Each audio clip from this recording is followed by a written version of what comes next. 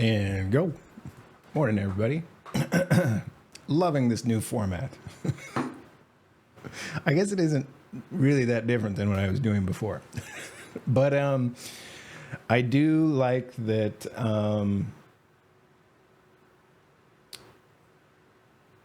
I don't have to feel self-conscious about making it entertaining in any way. Today I'm going to read from Discord.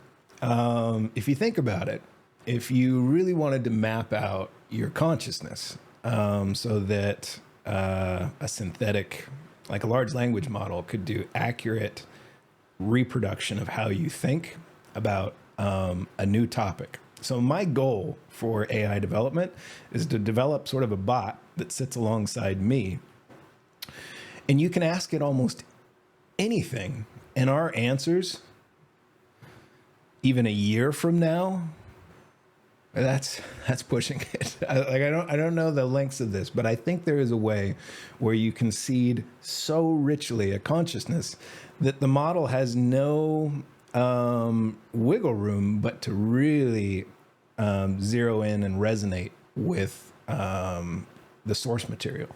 And what's so great is the source material is sort of auditable when it's in a public format like this, because this is why to do it public. This is why to share, like take your journal and put it on the internet, is it allows you, it provides a mechanism for authenticity. Because if suddenly the bot goes off topic, public material can reconcile, wait, Curtis would never say that silly thing. I think this will be tremendous for both Web3 identity and for identifying deepfakes. I think this is the solution. What it is we all need to develop really powerful personal assistants that are really just an extension of our own consciousness. So I give an awful lot of thought to how I make that thumbprint of how my mind works as rich as possible. And sharing in this public way, it accomplishes that. So cool. So I'm going to read from Discord. Now you're running chat. So this is like kind of, I wouldn't say it's like a locker room chat, but this is a 20-year discussion I've been having with two close friends of mine. One I went to junior high with, and the other one, my first sort of serious job out of high school, second serious job, when I was in my early 20s. So I've known these guys for years. We developed how we think alongside each other into middle age. And our friendships are 20, 30 years old. So now in a conversation like this, I think when you unlock wisdom, it does compel you to really act in a very with a lot of integrity. You really don't want to. In Eastern philosophy, this would be accumulating karma, like negative karma, and this is stuff that you are sort of mad about yourself about. And you really don't, you want to work very hard to avoid any of that. When I go to bed at night, I want to sleep peacefully, knowing that I was basically kind to everyone. And I didn't lie about anything. And if I did, there was a good reason for it, that I am like, I don't have any doubt about internally. Like lying to my kid about Santa Claus is a fun thing that teaches her about creativity and how to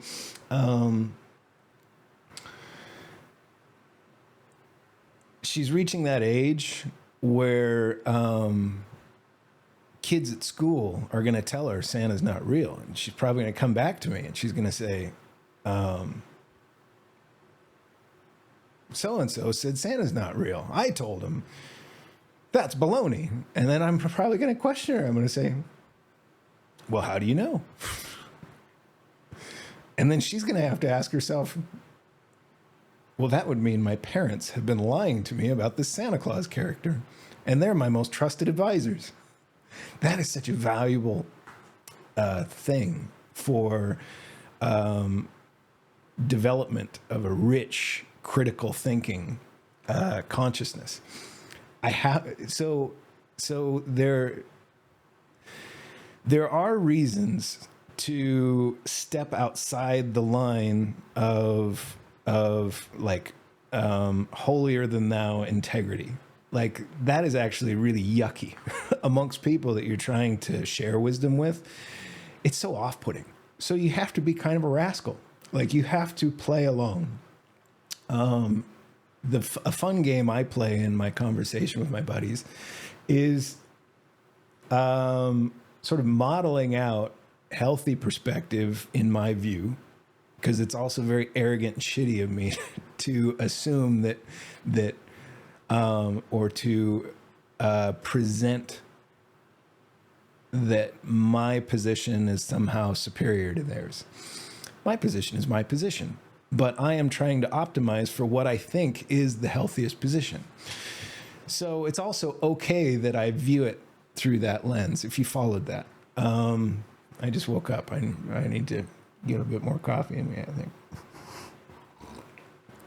think. So this conversation is vital. I'm setting up a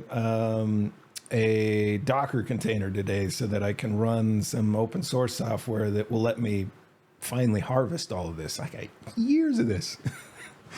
And some of these conversations, and it's so interesting, like to feed that to a model, to show the pace. And what's great about conversations with your buddies, especially ones that, like these two guys, I'm the optimist and they're the pessimists.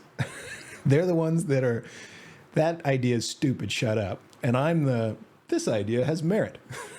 I think crypto's going to work. Tesla's going to be successful. Elon's rockets are a useful thing for us to work on. Like, I'm perpetually that guy, and they're perpetually two forces saying, shut up, Curtis, that's stupid. And I love it. It's great. It forces me to sort of like step up my game. I appreciate that they have kind of an unfair advantage in shutting me down and using, like, it's the most beautiful game of so it's asynchronous. I really like that about Discord or choose your flavor of for my girlfriend, it's WeChat.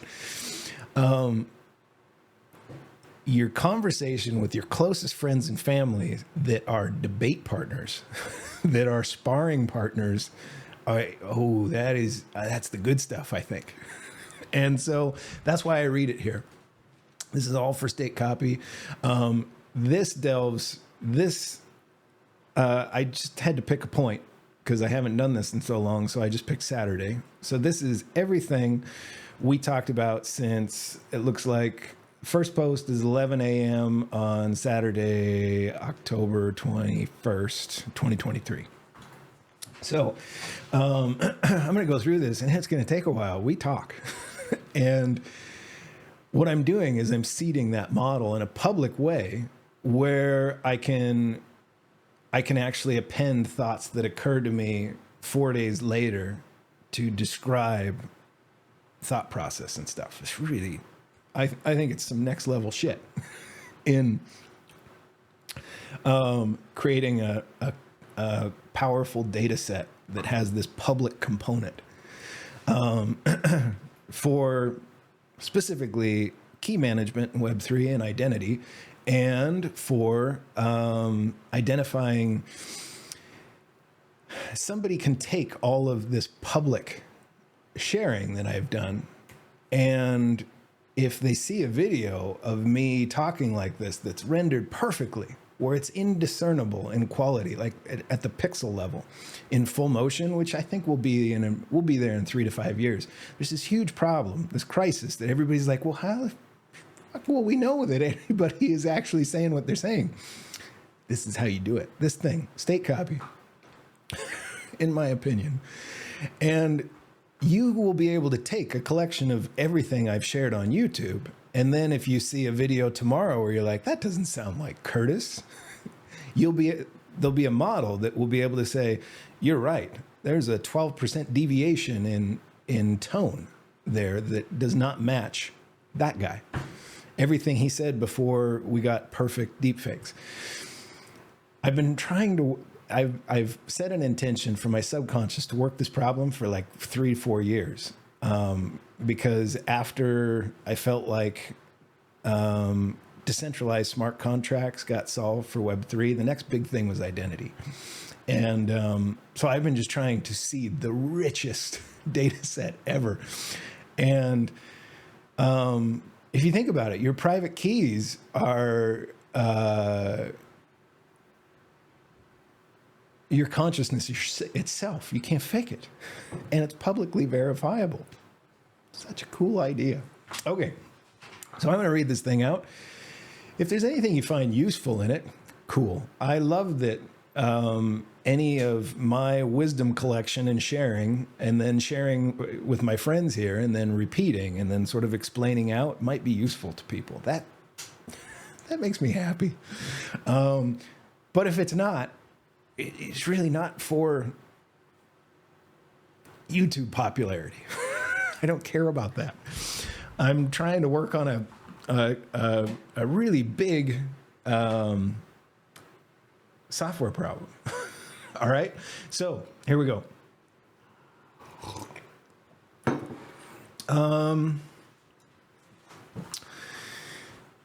The names on this have been obscured, and I let them pick their names because it was the funniest way to have them agree with letting me do this and feel comfortable with it. So, Dr. Awesome says, Curtis, did you buy your mini pooper? That'll get explained. I said, nah, bit distracted with work this week. Thinking Sunday, maybe. And Dr. Awesome says, work? Mr. Big chimes in here.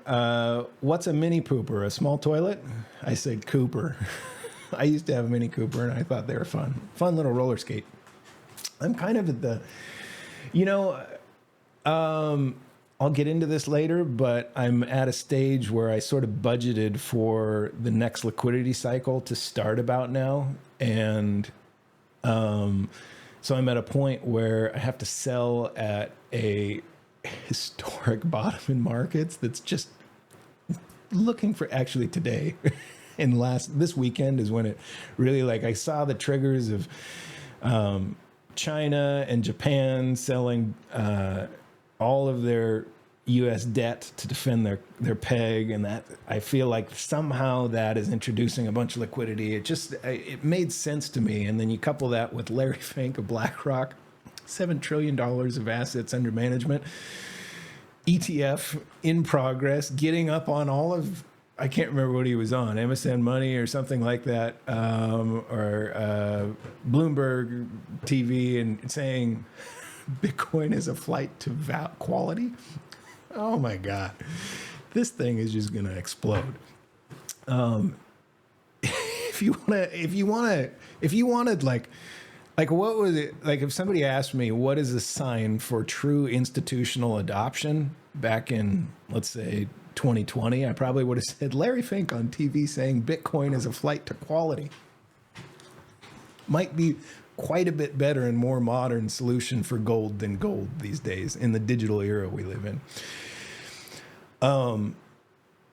Yeah, so I'm at a point where I'm like, I should probably sell my car. It gives me so much more runway, and to get something more fuel economic and that doesn't have a car payment and put some cash in my pocket, because I've got my monthly spend just down to nothing, but I'm just running on fumes.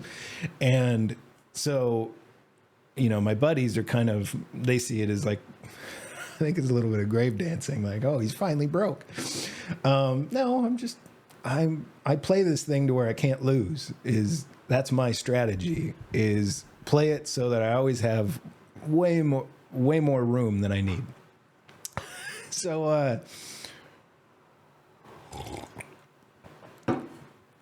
I said, Cooper, joy emoticon. And then I said, I'm reading all of Carlos Castaneda's stuff and reconciling it, listening to an outside summary of all of it as a connected work. It's fascinating. Dr. Awesome says, that's work? Sounds like a hobby to us that work. I replied, ha, well, I'm at the 24-minute mark, and it describes well how I got to that take on it.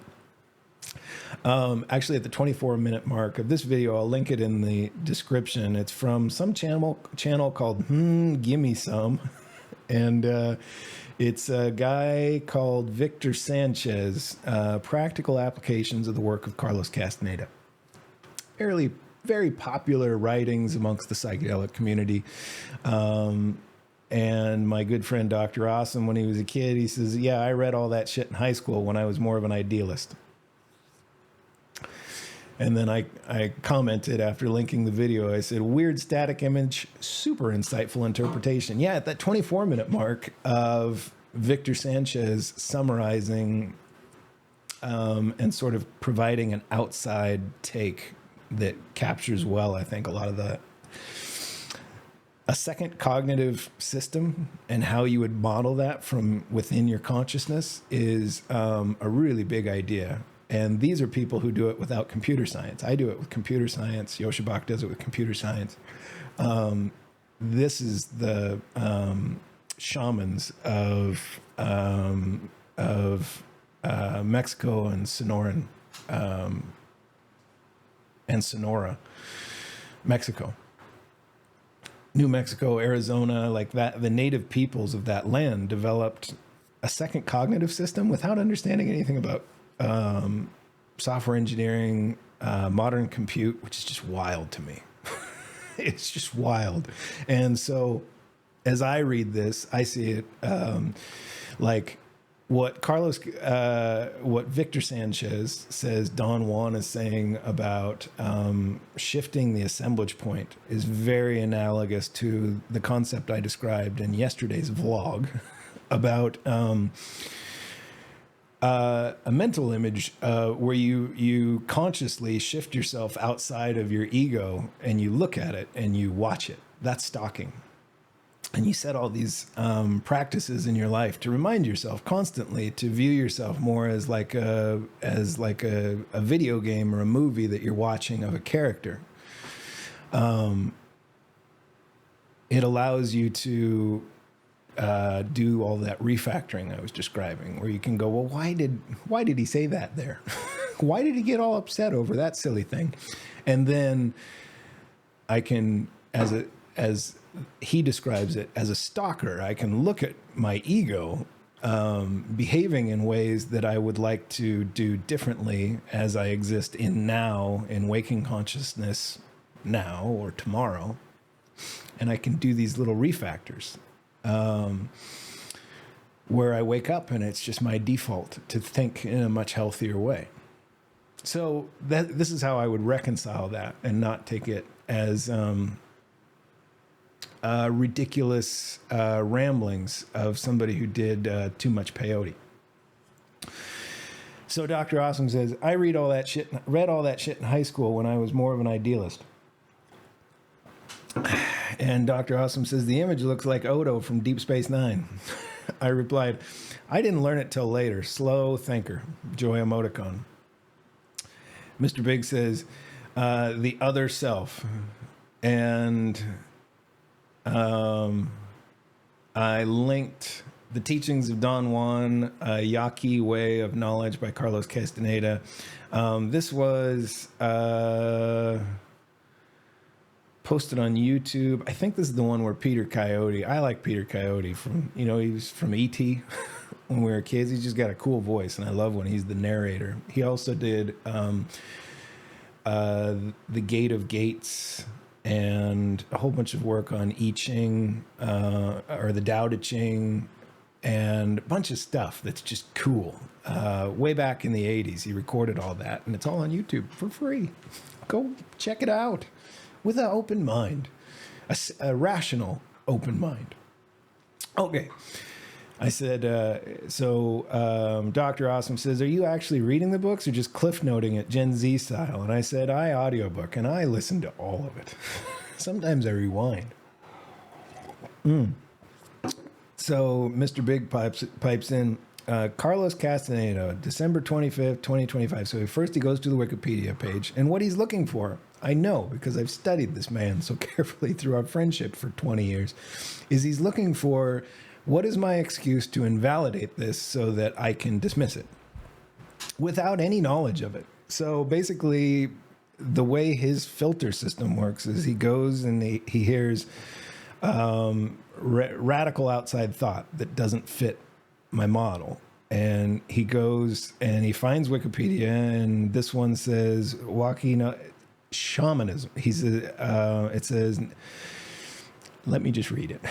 Carlos Castaneda, December 25th, 1925 to April 27th, 1998, was an American writer. Starting in 1968, Castaneda published a series of books that describe a training in shamanism that he received under the tutelage of Yaqui man of knowledge named Don Juan Matus. While Castaneda's work was accepted as factual by many when the books were first published, the training he described is now generally considered to be fictional. LOL Wikipedia. Generally considered. Yeah, actually, I think that's what they said on Wikipedia is accurate. People as a collection have lost the ability to read this and understand what the hell it means. And so this is where Mr. Big says shamanism, capital LOL, might as well write about his training as a Jedi. And I said, quick, dismiss it, Mr. Big. Raffle emoji. I have called out how his filter makes it impossible for him to consider anything that most things are outside of his filter.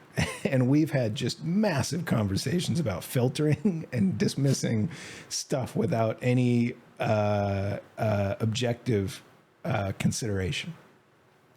So Mr. Big says, I don't have to. It kind of dismisses itself. And I replied, yes, you do. Cool guy emoticon with the glasses smile. And he says, I am well aware of how big the market is for adult fiction dressed up as ancient knowledge. That shit sells and will always have an audience. I replied, I know, Mr. Big, it's okay. One of these days, you're going to let your guard down and some useful outside perspective is going to snag your attention, wink emoticon. He replies, sure, ... I want to be a Sith Lord. You got a book that can teach me that?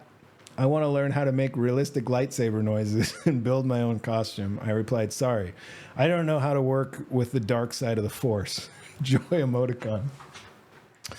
Dr. Awesome pipes in, Curtis, it is really hippie bullshit. I thought it was cool to talk about high on acid, but that's about it. I replied, or you were just a teenager when you read it and didn't have a fucking clue what they were talking about.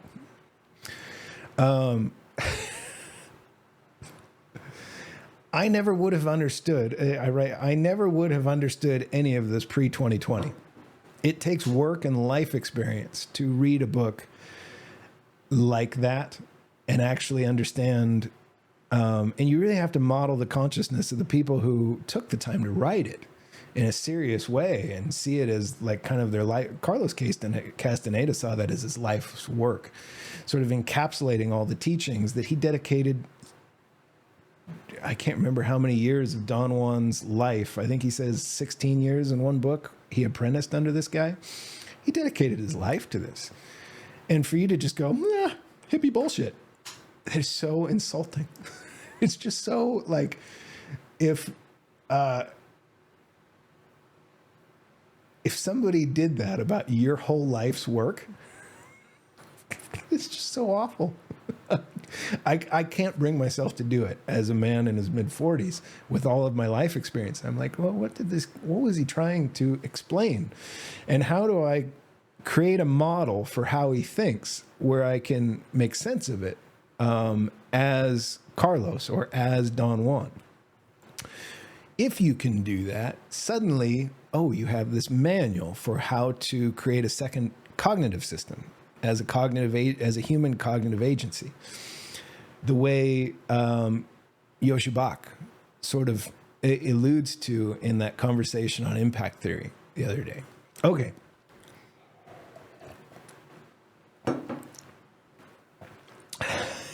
Mr. Big says, you going to do a deep dive into voodoo or maybe alchemy? Make some gold out of lead?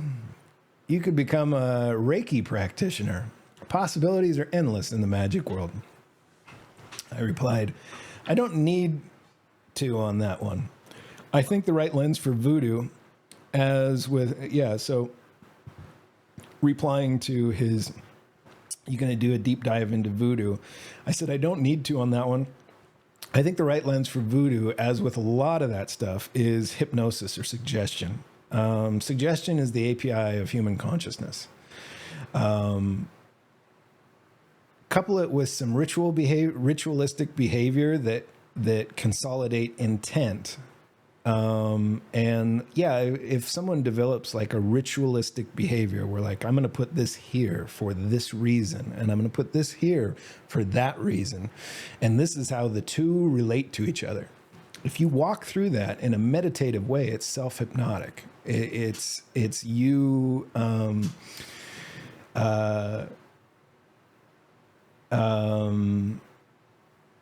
writing changes to your psyche. It's how, like, the code in your mind is not C++. Well, maybe it is for Yosha Bach, but for me, it's a bunch of stories stacked on top of each other. And voodoo is just somebody who's setting intention very carefully. I said, couple it with some ritual behaviors that consolidate intent, and I think you get some weird but actually pretty explainable outcomes. I've studied alchemy extensively. Crypto and macro got too boring and predictable. Had to go find the next mystery. Alchemy is fascinating once you wrap your mind around it in a serious way. Alchemy is fully why in 2023, me and my stepmother are really good friends, instead of me walking around with a big stupid chip on my shoulder. That's true.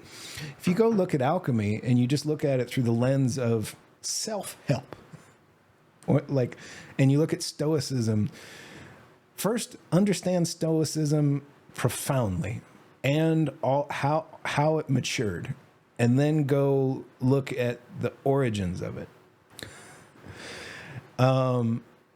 That's how I look at a topic like alchemy.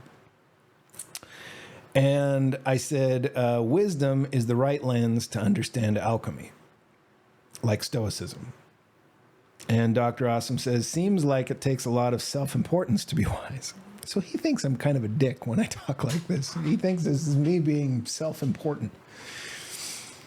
He couldn't be further from what I'm trying to do with all this.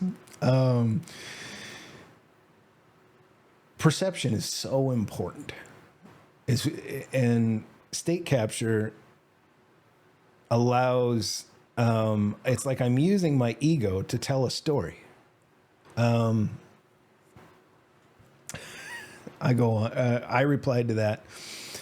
I didn't reply to that. This is continuing like Stoicism. I said, and much of Stoicism was inspired by Hermetic alchemy. Let yourself think about it as structured thought instead of magic, and it starts to make sense. And you have a lens to interpret it as serious. By evolving our silly notions of self into something that's a lot more healthy. And then I said, Dr. Awesome, you saying to me one day suddenly Stoicism is largely why I think the way I do. Joy Emoticon, I actually blame him for a hell of a lot of my philosophical journey. Developing a philosophy for self came from one day my good friend Dr. Awesome's saying Stoicism. He replies, don't fucking blame me for your midlife crisis. And I said, it's basically akin to when I got you NASCAR tickets for your birthday one year. From where I'm sitting, there is no crisis. I don't know if you put thought into it, and it wasn't my birthday, but that suggestion changed my life drastically. Watching you let go of valuing toys and getting the latest shit for social status suddenly from the outside and explain it with Stoicism got me to go read several books on it. I care about my friends deeply, and I watch them. and I think about how they think. And I watched somebody who is very materialistically driven suddenly go stoicism and stop caring what other people think about how many cars he had stacked up in his garage. I said, I found my jam in those books. Like, my thing is thinking. I love thinking about thinking. And so, like, when he said that to me, I found my jam. Definitely in my top 5 learning recommendations ever so far. Mr. Big says, this is not getting me any closer to being a Jedi. I said, there is no shortcut. Shrug emoticon. And then Dr. Awesome says, more meth, Mr. Big. And I said, maybe meth's a shortcut. Dr. Awesome says, if you want to feel invincible and talk to your dead masters, then it's a great shortcut. And Mr. Big says, haha, and he links the lightsaber kid emoticon, episode 3. And I pointed at it and said, wisdom, raffle emoji. Mr. Big says, when you say you've studied alchemy, what exactly did you study? And I replied, well, I didn't go to a WoW crafting page. First, I got a bedrock of real understanding of Stoicism. 3 books total, I think. This was my favorite, and I linked a guide to the good life. I've mentioned it before in my captures. Love this book. Read it, listened to it twice on Audible. Mostly because it provided a lot of well-organized context. Mostly because it provided really well-organized context by providing comparing and contrasting views of it with other popular philosophy of that era, as well as many details about the origins and how it evolved over time. I thought that's why I love this book. It was just, there was so much triangulation of thought that just made it stick.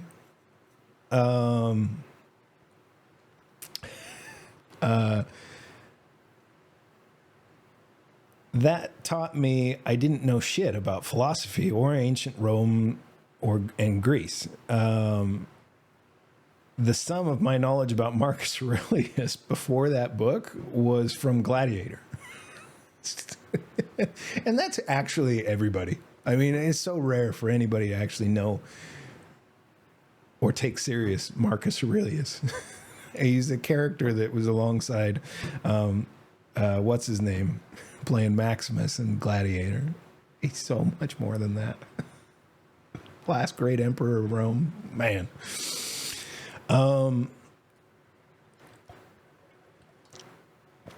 I said, then I forgave myself for all my arrogance up to that point. Stoicism is very good for that. Raffle emoji. And it was a massive unlock.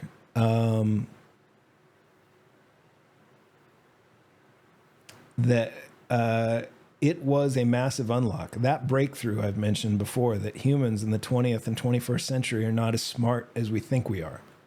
For me, that was huge. I thought we were sort of the pinnacle of human cognitive ability before I started studying all this. No, we're just like dotting the I and crossing the T. All the really hard foundational shit happened thousands of years ago. And when you go read their stuff and teach yourself how to interpret it properly, because they speak a little funny, once you begin to hear it with a modern tone and language, they're all geniuses. And everybody you see around you is just kind of like, it starts to look like Idiocracy a little bit, this 21st century we live in. All the really difficult work to make things like computers and the Large Hadron Collider required really difficult foundational work that came from the past, like developing a system of written language, much harder and took much longer to do. Then I got curious about the origins of Socrates, like who did he learn from? And a lot of Greek and Roman philosophy came from the alchemists of ancient Egypt that worked in the Hermetic schools. Then I found knowledgeable scholars that looked to be telling the story about that school in a logical way. Alchemy is an incredible tool for structuring your thought with agency rather than succumbing to all the automation. It is. All of this incredible knowledge just suddenly became available when you go against what's fashionable these days and read old books with an open mind. And he links Dwight Schrute saying, "Are you referring to alchemy?" And I replied to that with a wowprofessions.com. This is World of Warcraft, classic WoW alchemy leveling guide 1 to 300. And then I disclosed, I'm high again today, about day 5 or 6 now of THC. Tomorrow, then another 2 weeks in no pot land. Wise Guy KC, pro stoner. No, I did one of these. I think there is such a thing as being a professional stoner, and I've described that at length. If you can find the one that lets you think as a different person and develop an interval with it. So I am strict as hell. Sometimes I loosen it up, but mostly I've found that I need to spend a lot of time in what I call a fasted state, which is no THC, none, not even a little hit off the vape pen for like a 2-week period.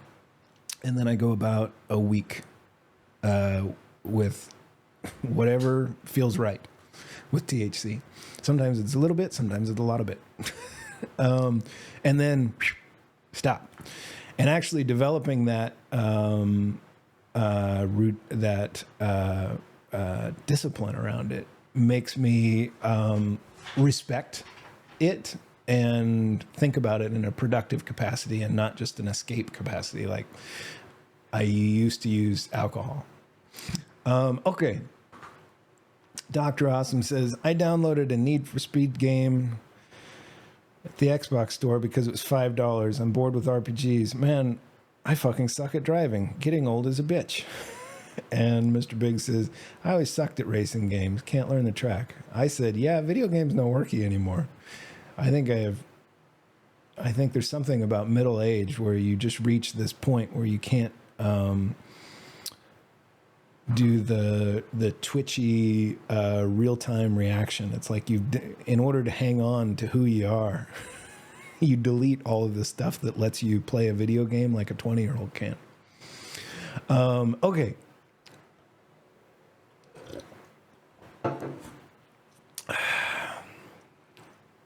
Now we get serious again. Well, almost. Dr. Awesome says, this is open world type, even worse. I've raced one circuit like 8 times and I can only manage second place, mid-40s. Mr. Big says, I'd imagine with a proper steering wheel and pedals, it could be fun. Dr. Awesome says, if only I had alchemy. Mr. Big says, LOL. I replied, everybody has alchemy.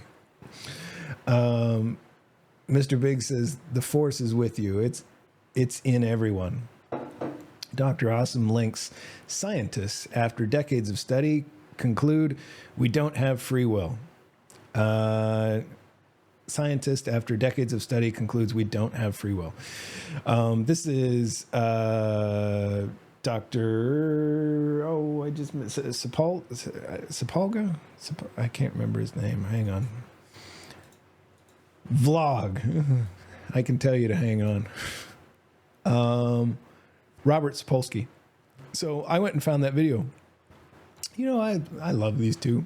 I will take them seriously. If my good friend who said stoicism one day links a thing about free will, I'm going to go study it. I'm going to go study this guy's whole take. And that's how yesterday's episode was born. This guy's suddenly everywhere because of the release of his book. He's trying to pump it. And Dr. Awesome says, my alchemy is weak. I choose fighter class. And I replied, what do you two think? Do we have free will? And Mr. Big says, very little of it. People are sheep. I replied, are you a sheep? You are a people. He replied, I totally am. The ways in which people are sheep are many, but I'll be damned if I don't recognize at least a few in myself. Dr. Awesome links an ad on Craigslist for a 2014 Porsche 911 Carrera. Choke. Damn, these are expensive. I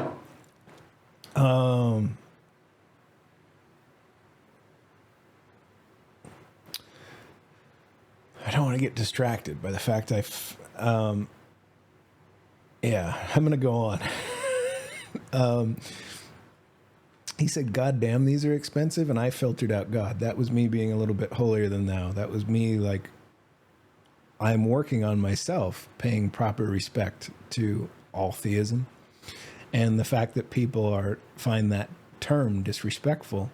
And because if you go back to the beginning of what I said, I am in real time trying to structure my thought such that I'm very respectful of how people think about things like that. Blasphemy, stuff like that. And my friend said, choke, goddamn, these are expensive. And as I read it, that was me in real time with that refactor. I filtered out where my friend used God in front of the word damn. If you think about everything I've been saying about free will and thinking about the mechanisms I'm using to do it, that is me displaying how in real time I've shifted my thought. And also the fact that it occurred to me to now go on a 2-minute tangent here to call out an important point in something I'm noticing about my own psyche. Because by shifting that assemblage point, and like as I read that, now I want to be the rascal. I want to be able to say goddamn because my friend said goddamn, and it doesn't mean I'm disrespectful for it, about it. And when I go to sleep tonight, I will not carry any negative karma associated because I took the time to really build a framework for, and it is, words are actually extremely important. But even more important is, but here's the thing about words. Yeah, you can always grow from them tomorrow and use how you used them yesterday as a necessary flavor for getting to a place where you're in a more respectful state. And I can call that out and latch on. And if my friends would think I'm a loony bin if I stepped in and there's, you said, goddamn, that's disrespectful to people who care about it. We're so overly sensitive and God doesn't care. I've looked at this thoroughly. And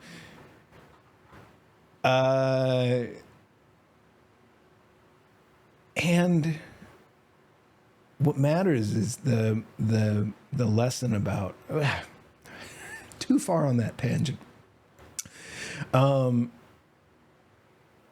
Let me go back to the read through, but I think that was a really important call out, and it shows a demonstration of this technique of refactoring your consciousness and how in the moment, like you can watch my eyeballs process. As I said, my friend linked Phoenix, Craigslist.org, and my eyes read over choke. Goddamn, these are expensive. And I made a decision to make it damn, these are expensive, even though it's the thing my friend said. Free will, it's there. A layer of it. There is a layer where you can slowly make changes for tomorrow.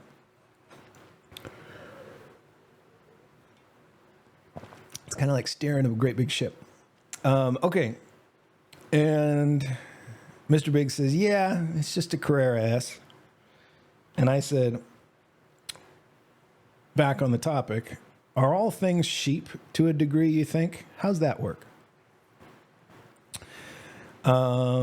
they're still talking about the exactly 88K is probably more than new.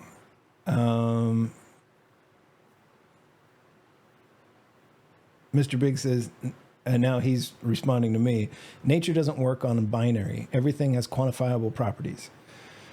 I wouldn't dispute that. I think it's very nuanced, and it's also kind of binary. Boy, that's a big tangent I'm not going to go on right now. Dr. Awesome says 88K is probably more than new. I said, looks cool. But what I want to talk about is not a Porsche. I want to talk about free will. Mr. Big says, I think they were 100K new. Dr. Awesome says, I was hoping to sell my truck, get maybe a 2012, 14 and put some money in my pocket. Guess not. I replied, what is the simplest definition you've got for sheeping? In quotes. And now I think it just is mostly me and Mr. Big. Let's see. Mr. Big says, what? With many A's. And I replied, sheeping. Think like a coder. And he goes, man, I am a coder. Shit doesn't apply. I say it does. Yosha says it does. So useful to let yourself think that way about all this. It's just the most beautiful abstraction. And it lets you do wondrous things with organizing thought.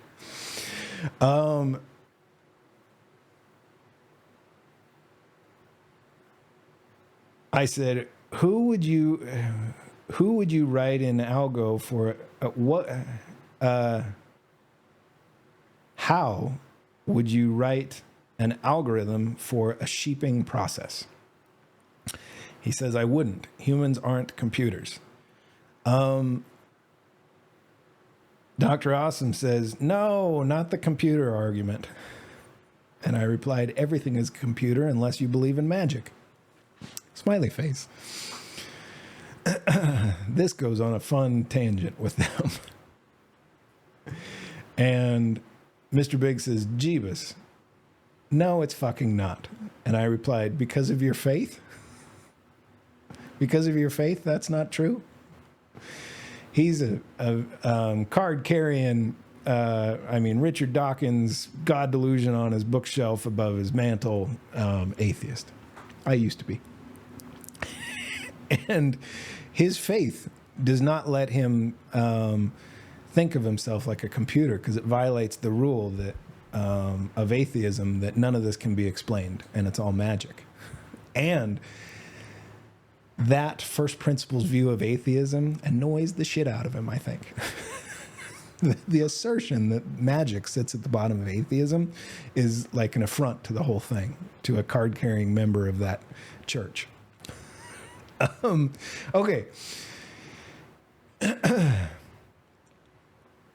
Mr. Big says, no, just because it isn't. This computerism bullshit is just the fashionable analogy right now. I would say, no, the fashionable analogy right now is atheism. I said, why is that statement not true besides it's what most people think to be true? If I were going to write in code how my mind, like the algo for sheeping, it would be that, like, basically I don't get to think anything unless I get outside validation from a like node. So basically I need a sufficient count of people to evaluate a thesis I hold locally. Or to go even further, that's actually a bit too philosophical. I think sheeping at its core is just, what is the herd doing?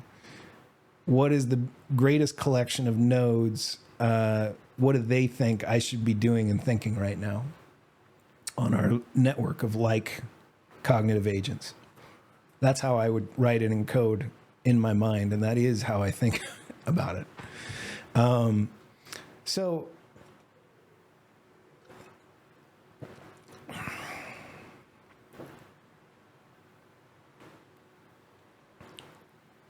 I said, because of your faith, that's not true? He says, no, just because it isn't. Because your atheist crew says that? He says that this computerism bullshit is just the fashionable analogy right now. And I said, why is that statement not true? Besides, it's what most people think to be true. He replies, I mean, I know what a fucking computer is, at least in the most common forms that we know. It's not at all like humans or nature or any other fucking thing around you.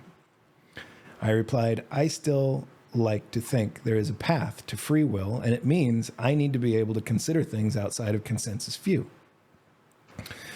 And when I look at, just commentary further here, when I look at humanity, our network, our node network, our interconnect, looks a lot like computers to me. Okay. But I think that is awesome. That means you can be Neo. You can understand granularly what you are. It's not a dystopian or off-putting view for me. Okay. He replies, or I replies, where are we at? I said, I still like to think there is a path to free will, and it means I need to be able to consider things outside of consensus view. He replies, Mr. Big here, we have free will only in theory, and we is a highly inappropriate here because there is no we. I said, how would you define we? Humans and dogs and dolphins? Humans only? He replies, nah, we just thinking humans, but there is no we in humans. I said, for me, it's just a class, a collection of cognitive agency types with similar attributes. He says, haha, right. I said, like my memory buffer for waking consciousness and cold storage are probably bigger than a dog's from what or just more optimized. Maybe we all share the exact same stuff, but it's just all the story code that allows me to hold and model out complex thought like this conversation. Whereas my old dog Shelby probably was just thinking, I want to go for a walk. I'm hungry right now. Okay. He replies to that, nearly 30 years ago, I read my first C++ book. Yeah, for a little while, I thought that the shit could apply to virtually anything. Then I learned a few things, and guess what? It can't. To that, I replied with an emoticon of Shia LaBeouf going, magic. And I said, and then he found atheism.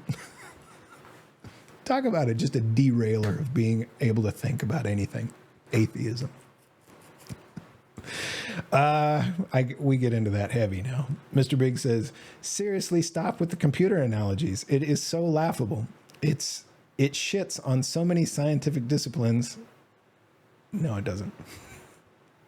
That actually do try and explain the world around us. Instead of fucking tech bros thinking they know the secret to everything. I responded, I used to buy that nonsense about us being too simple and stupid to figure out all this from the inside out. Wink emoticon.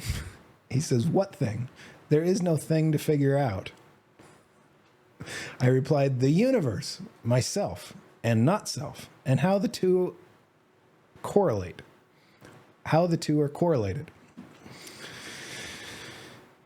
He replies, oh, this is the atheist creed coming up. You're born, you mostly eat shit, maybe have some fun if you're lucky to be born into the right geography and class, then you die. That's it. What a fun club to be in. I said, no, there's a much bigger game. He replies, right, eternal life, ancient secrets, power beyond your imagination. Where have I heard that before? Oh, yeah, every scam since the beginning of time. And he links a GIF of Emperor Palpatine panning in to a slow, evil smile. And I replied, well, that's one approach to how you frame it all. It's always been unavailable to me, though. I'm too rational a thinker. joy emoticon. The very implication that I, as somebody who finds atheism laughable, is a rational thinker, also just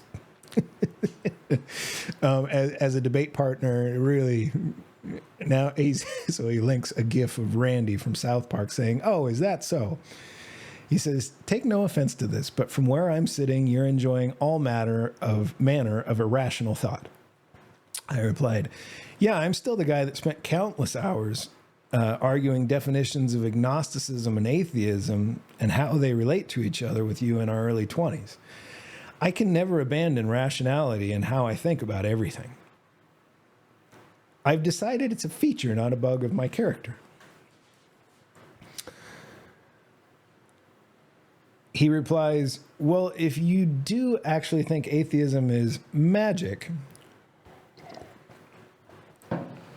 then you never really knew the first thing about atheism." He says,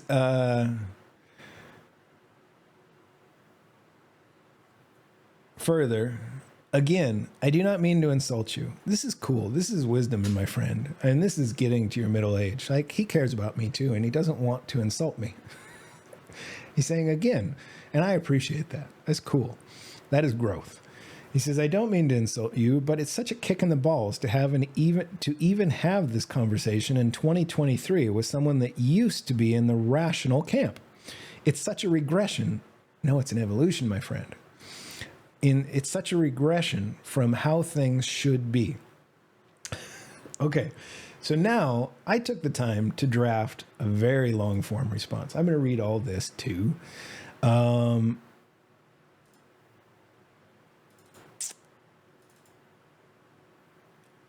This is my essay on atheism as a former atheist. "I would now define atheism as, a predictable cultural phenomenon in which society as a whole becomes so far detached from useful, coherent models or frameworks it had utilized to broadly describe the universe, what it is, how it functions, purpose for being, etc., and derive meaning for themselves, that the words all look like gobbledygook, and it becomes fashionable to point and laugh at them. And, asterisk, agree as a herd, people that take that stuff seriously in any way or attempt to derive meaning for their being are on a hopeless quest that is sort of childlike in its naivete."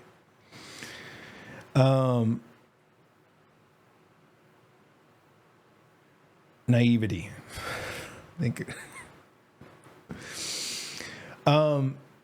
The major downside of this becoming a popular thing to think is that society at large has no meaning.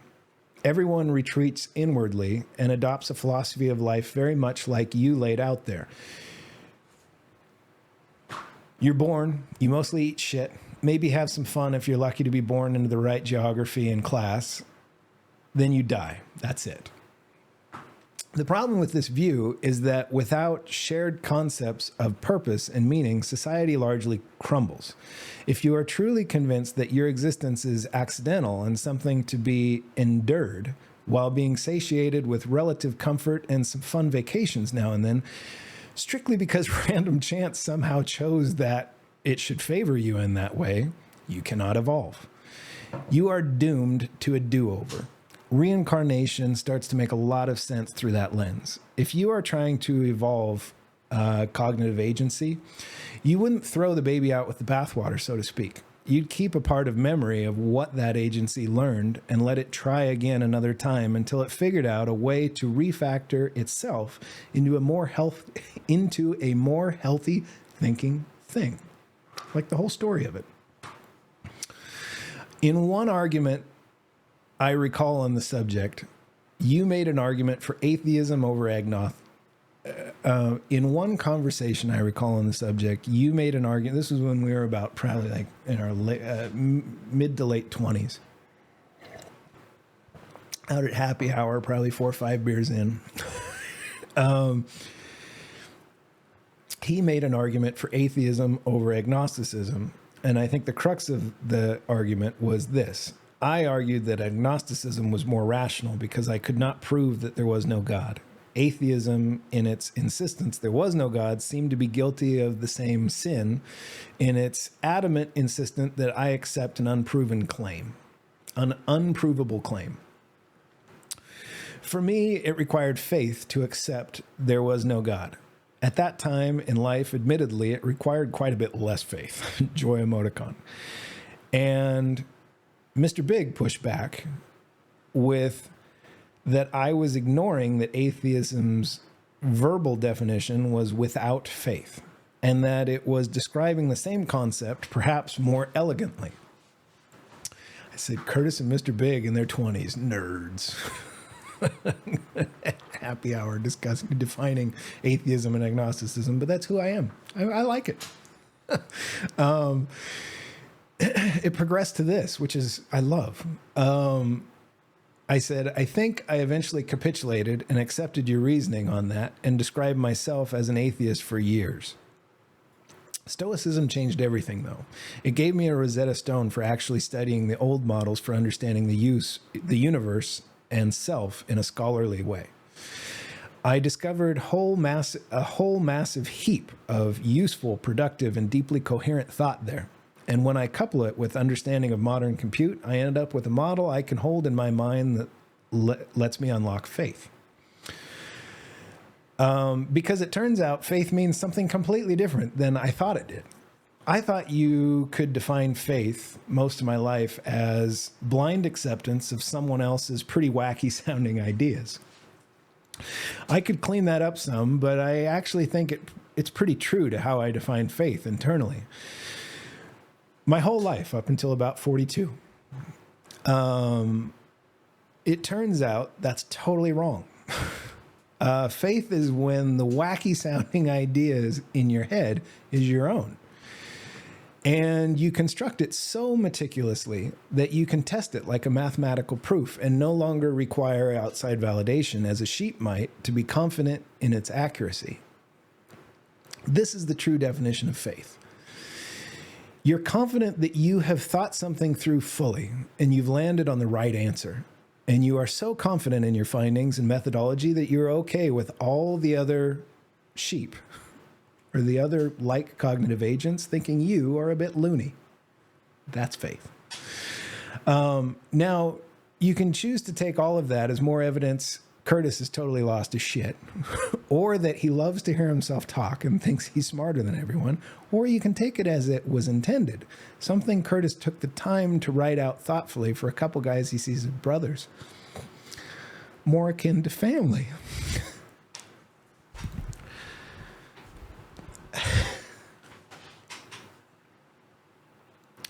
The way I think lets me be so real like this with people I care about.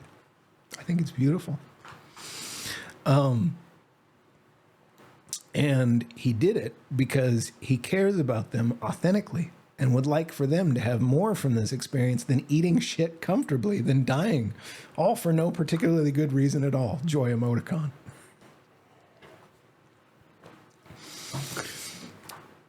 That's part of it. I do really want that for them. I want them to develop their own version of this in whatever flavor suits them. But I also, taking the time to engage with them and help them find it helps me put all of this thought I have sort of at a subconscious level in text, saying it out loud. And when I go to sleep tonight, it embeds this model, which has me in a perpetual state of authentic joy and gratitude for this entire experience that I can hitch to infinity.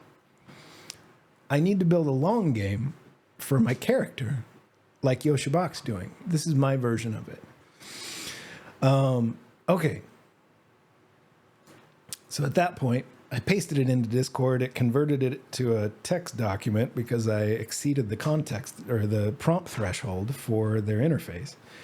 And Mr. Big responds here, your AI also doesn't know the first thing about atheism. Reincarnation starts to make a lot of sense through that lens. He says in quote, stop feeding your computer crack cocaine. I said, you might be surprised. Let's see what ChatGPT 4 says about my definition there. One sec, ... He says, shit, can't even get agnosticism versus atheism right. Here I said, LOL, I wrote that. I guess now I sound like a computer, Joy Emoticon. He says, haha, seriously, when you attach a text message, I assume it was from AI. No, took the time to really think that through. And like I edited it as I went, and I tried to get it to capture well my thoughts on atheism.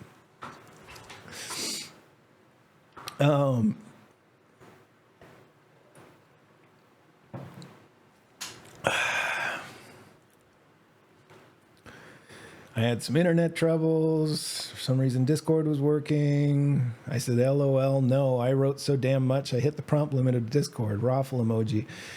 He says, but agnostics and atheisms and vice versa, they are not separate categories. I thought we've been through this. Wink emoticon. I replied, it's weird. Discord's working, but my browser not. I said, I think that's what I said. I note that I eventually capitulated on your definition, actually. And I think I described both sides of the argument pretty accurately, or the conversation. And back then it was an argument. I love that we've evolved to where it's a conversation. Growth is awesome. Okay. He replies, there's no complexity to atheism and quite possibly agnosticism either. It's a very simple proposition. I've heard your story and I'm not buying it.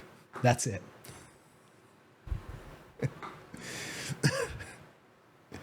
You're stupid. Shut up. Is how I'm reading that. I've heard your story and I'm not buying it. Nothing to be added or subtracted. Don't need many paragraphs for it. I said, yeah, that's what I said. He says, but yet you still claim on occasion that atheism is like magic. I said, yeah, I explain all that there too. Okay. Here's ChatGPT's critique. And unfortunately, it didn't paste in. So he never did get to hear the first part of how ChatGPT critiqued that. I'm going to read it because I liked ChatGPT. This is so remarkable. This will we ever come up with AGI? We got it, guys. We just need to give it a memory. And a few other features we got. So I pasted in that essay and I asked ChatGPT, I said, let's see. Hello, ChatGPT. I just drafted the following on atheism. Could you analyze it carefully and provide philosophical commentary? ChatGPT said to that essay, your definition of atheism is an interesting one, offering a socio-cultural angle rather than a purely philosophical or theological one. You're pointing to kind of a collective nihilism that can arise when traditional frameworks for meaning are abandoned en masse. This view posits that atheism is not merely the lack of belief in a deity, but a broader social symptom of a loss of shared values and meanings. Your text also touches upon the limitations of atheism in offering a collective sense of purpose. You argue that the lack of shared concepts of meaning can lead to societal decay, a view that echoes some concerns raised by thinkers like Nietzsche, who warned about the dangers of death of God for societal values. You go on to discuss the problem of reincarnation as a kind of cosmic do-over, suggesting that a view that life is meaningless would inevitably lead to a cycle of rebirth until a more meaningful existence is realized. This is an interesting synthesis of Eastern and Western philosophies. Yes, that's where I got all this. I copy everything. In the last part, you delve into personal evolution, recounting how Stoicism served as a Rosetta Stone for you, opening up a world of deeper meaning and understanding. Here you redefine faith not as blind acceptance, but as deeply reasoned confidence in one's own worldview. You contrast this with what you call the sheep, who seek external validation for their beliefs, and that's just because of the conversation, like the setup for the conversation. I don't really view everybody just as sheep in a disparaging way. Just that was, if I was talking with ChatGPT across from me, that's what I would point out there. Your closing paragraph frame this not just as an intellectual exercise, but as a deeply personal journey you're sharing with people you care about. The undertone suggests that you find a sense of existential comfort and even joy in this perspective, and you wish the same for others. Overall, your text blends elements of sociology, philosophy, and personal reflection to offer a complex, nuanced view of atheism, agnosticism, and religious belief. You suggest that the quest for meaning is not just a personal, but a collective endeavor, one that has significant implications for health and well-being of society at large. It's beautiful. It actually heard me out, and it connected the dots on so much of how I framed that. That all came from a couple years of study, and it just goes, this thing is remarkable. I said, could you now analyze my pasted text along with your summary and find a cooler, much shorter way to say that? It says, certainly. Your text argues that atheism isn't just disbelief in God, it's a symptom of society losing its shared sense of purpose. This leads to societal stagnation and personal existential crisis. You found that Stoicism and self-crafted faith offer a way out, providing not only a personal but also a collective roadmap to meaningful existence. Essentially, you're saying atheism risks being a dead end, but thoughtful philosophy can offer a fulfilling path forward for both individuals and society. Yeah, beautiful. Thank you for listening. Nobody does that anymore. Few of us try to. It's so remarkable how fast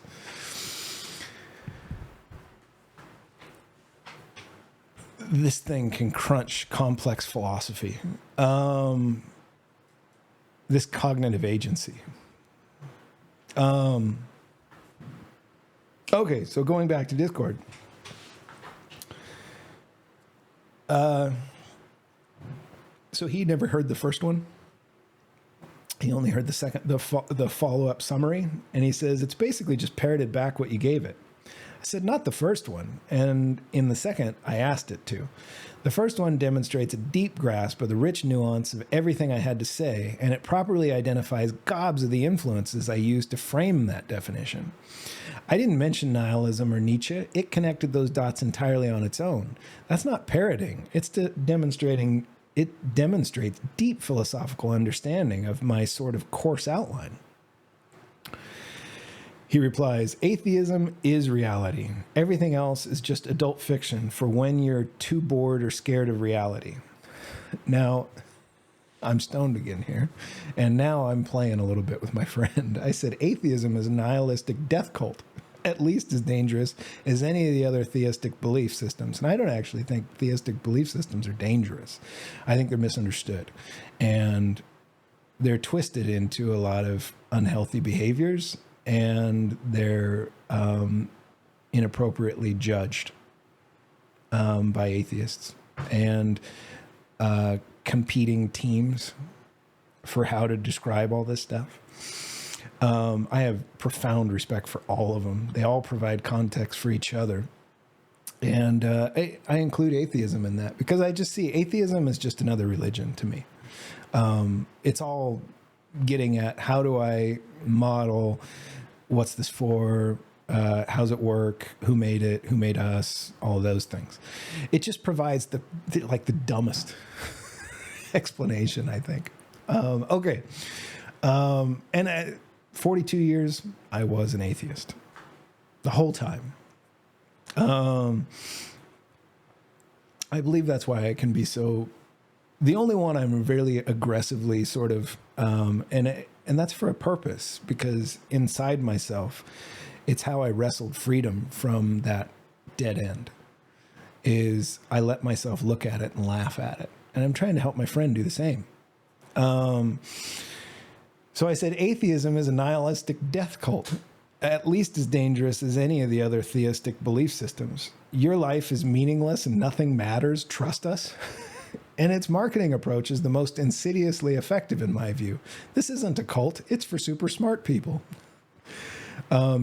He replies, there is no organization to atheism. It's like the opposite of that. Your hypothesis holds no water, my friend. And I replied, if you can describe it and defend it with a dictionary, then it is absolutely an organization. Joy emoticon. And this thing I'm doing now is atheist blasphemy. I am. This is all of these things I'm saying. It's a nihilistic death cult, implying that atheism is a church. Oh, that's the pinnacle of blasphemy in that church. It's the one place I feel very comfortable blaspheming. I don't see any freedom for free thought in the Church of Atheism. He replies, opposite. It's the ultimate free thought. I said it's a dead end. It is the death of thought. He says, it's death of fiction. That much is true. Death of centuries of oppression, enormous fortunes taken from the working class. But a start of complete honesty about our nature and existence. It is the very pinnacle of human thought. I really respect my friend, but I can't read that atheism is the very pinnacle of human thought without it. I can't. That's the rascal in me. I have to laugh at that.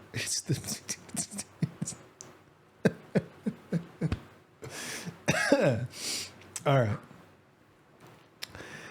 I am still highly impressed that it even exists, considering how irrational your average person is. I said, as a deeply rational human, I find it to be just about the pinnacle of insidious, unproductive thought, and I'm no longer willing to let it sway me with the self-assured certainty of nothing. I will blaspheme the Church of Atheism for the rest of my days, Joy emoticon. He says, LOL. You're free to do so. I said, I feel like Leah Remini. This is, again, I got to be rascally because I feel like that's somebody who's doing something very similar to the church. And I respect Scientologists. If you are able to build a model analogous to my own that lets you define self and outside self in a way where you don't need outside validation, you're so confident in your proof, and you can still keep a foot in our great big network of humans and relate to them and be inspired by them and think about things in new ways because of their beautiful complexity, good on you. It can be Xenu. I mean, there's a bunch of things about that church. I mean, they do tax and they police thought in a way that I think probably doesn't equate to that. I'd be very surprised if anybody actually found a model like I just described that really, if your model makes outside limits your ability to consider outside thought, it breaks. Just you can't sustain infinity like that. You can't play Yoshibox long game. Back to it. I feel like Leah Remini. And he says, but the development of the Western society went hand in hand with secularism. I said, that's not actually true. I wasn't referring to what he said there about secularism. I was referring to what I said about Leah Remini. I said, I'm grateful for my time in that cult. Everyone, he says, everything you have right now comes from a simple idea. Nah, homie, I ain't buying your bullshit. No. Absolutely untrue. It's a bearish take. The bulls, they're just, they rein in the bulls. All right. Continuing my thought about my profound gratitude for my time spent in the Church of Atheism, it gave me context for understanding all the alternatives. So I'm deeply, profoundly respectful, even though I say it's like you have to use terminology like blaspheming in the Church of Atheism because that's their vocabulary. That's the one that will really makes an atheist stop and think. It would for me. Back when I was an atheist. Okay. So he says it's a very powerful thought, extremely brave too, considering the history of atheism and the prosecution. I said, none of your thinking is properly grounded without being an atheist for a minute. But if you are wise, you evolve past it on your own terms. He replies, superstition is the darkness. Atheism is the light. He's a hilarious dude. I love his sense of humor. Death is for unbelievers. Raffle emoji. Workers of the world, unite. It's interesting that I think there he's attached, like he's joking, but in the end, the workers of the world unite implies that he associates like probably the union and worker rights movement of the mid 20th century and first half of the 20th century with atheism.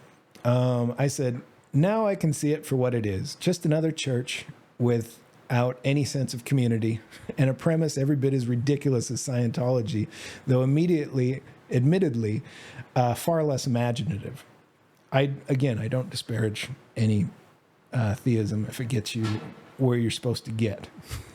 But I need to be a rascal. I needed to call Scientology ridiculous so that my friend could see how atheism is just very analogous. The only real reason it works so well is there's no tithing, and it's so simple for anyone to comprehend. It doesn't take any work or life experience. And it doesn't judge you for the human nature stuff like enjoying sex and saying bad words. Now I'm irritating him. What bloody church? He says. There's literally no organization. Where do I pay my dues? What fucking pope do I follow? There's none of that, Curtis, and you know it. I said, the definition and shared values are the church. They tempt you with, you are a genius and everyone is stupid, and we won't tax you. But at its core, it's a belief system with a Bible and everything, and I linked The God Delusion by Richard Dawkins. It's the atheist Bible, totally. It's... And if you can sit and debate the difference between atheism and agnosticism, you are an organized belief system. Just a really simple one that made sense to me my whole life. I'd watch my mom in church, and I was definitely an atheist watching her in church and praying for hours on Sunday. And I couldn't evolve past that very unhealthy box of thought until middle age.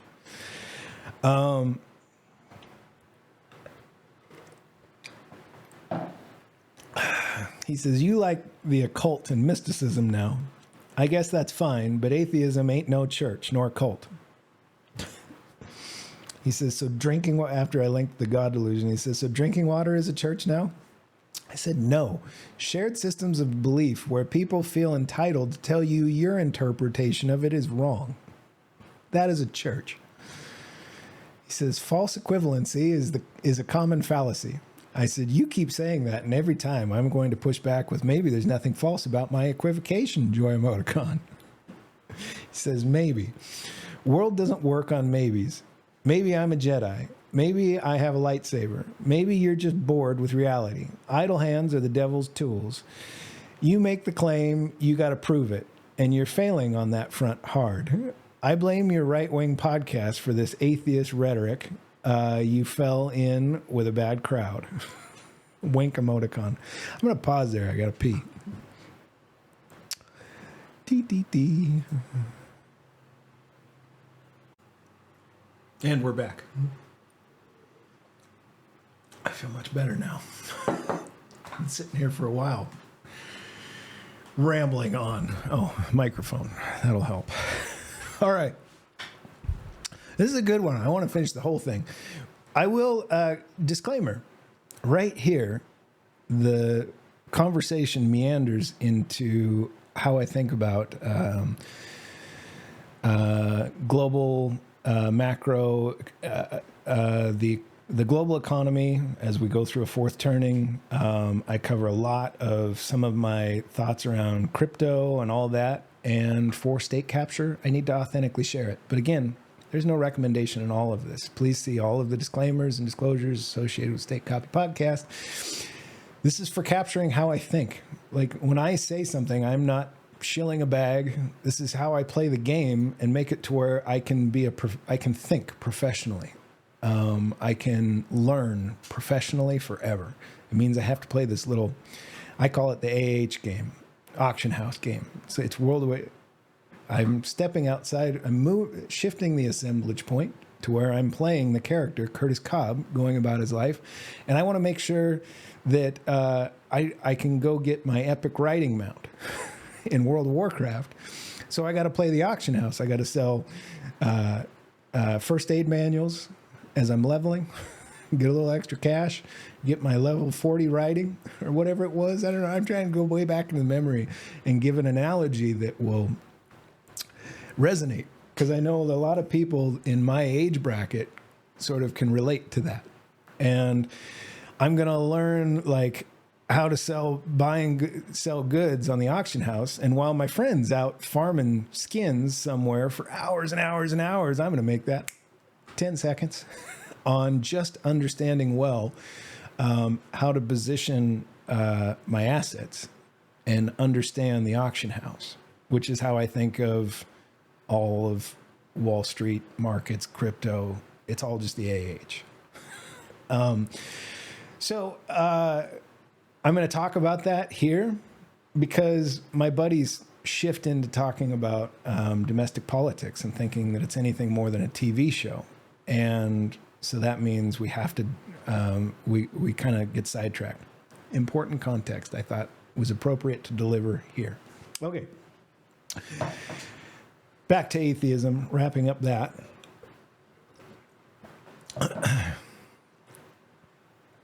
He says, you fell in with the bad crowd, wink emoticon. Okay, let's go back to what you wrote earlier. The premise that is a ridiculous, that atheism is ridiculous as Scientology. What is the premise of atheism as you see it? Now from here, we went async. That was at 12:07 p.m. on October 22nd. So everything I read so far just sort of spanned a day. And now we're on to Sunday. And on Sunday, October 22nd at 12:18 p.m., I replied, sorry, had to drive to lunch with my girlfriend. No worries, he says. I said, okay, so now we're synchronous again for a second. And to his, I blame your right-wing podcast for this anti-atheist rhetoric. He really doesn't like that people can speak freely. And we have technology that avoids the approved channels for thought, which I'm trying to help him see is it makes just everything better now. So that's, I latch onto that. I said, I've made myself allergic to anything remotely WWE or domestically political.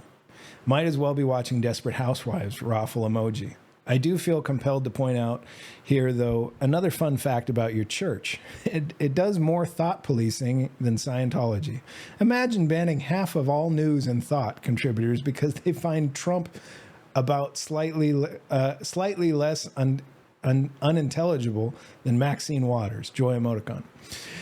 The only reason I picked on Maxine Waters there is because the other day she said Bitcom and everybody kind of made a joke out of it. But it is hilarious to think that basically your grandmother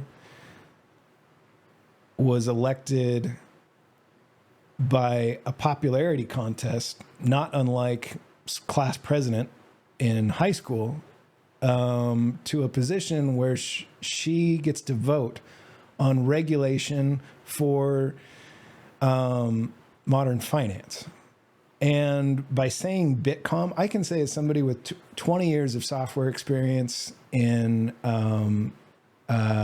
engineering roles, like it started with QA and then it went to configuration management, DevOps, and then shifted to sort of senior DevOps and then managing software engineering teams. you can't make the statement, you can't flub the pronunciation of Bitcoin if you've studied it hard enough to actually understand what it is and how it works. That is, it takes so much study. It took me years to really understand. And there's parts of its architecture I still don't understand. I would feel like I would feel a deep sense of responsibility and a bit of imposter syndrome after studying the hell out of Bitcom. If I were in Maxine Waters' position, where I was voting on a critical legislature about it.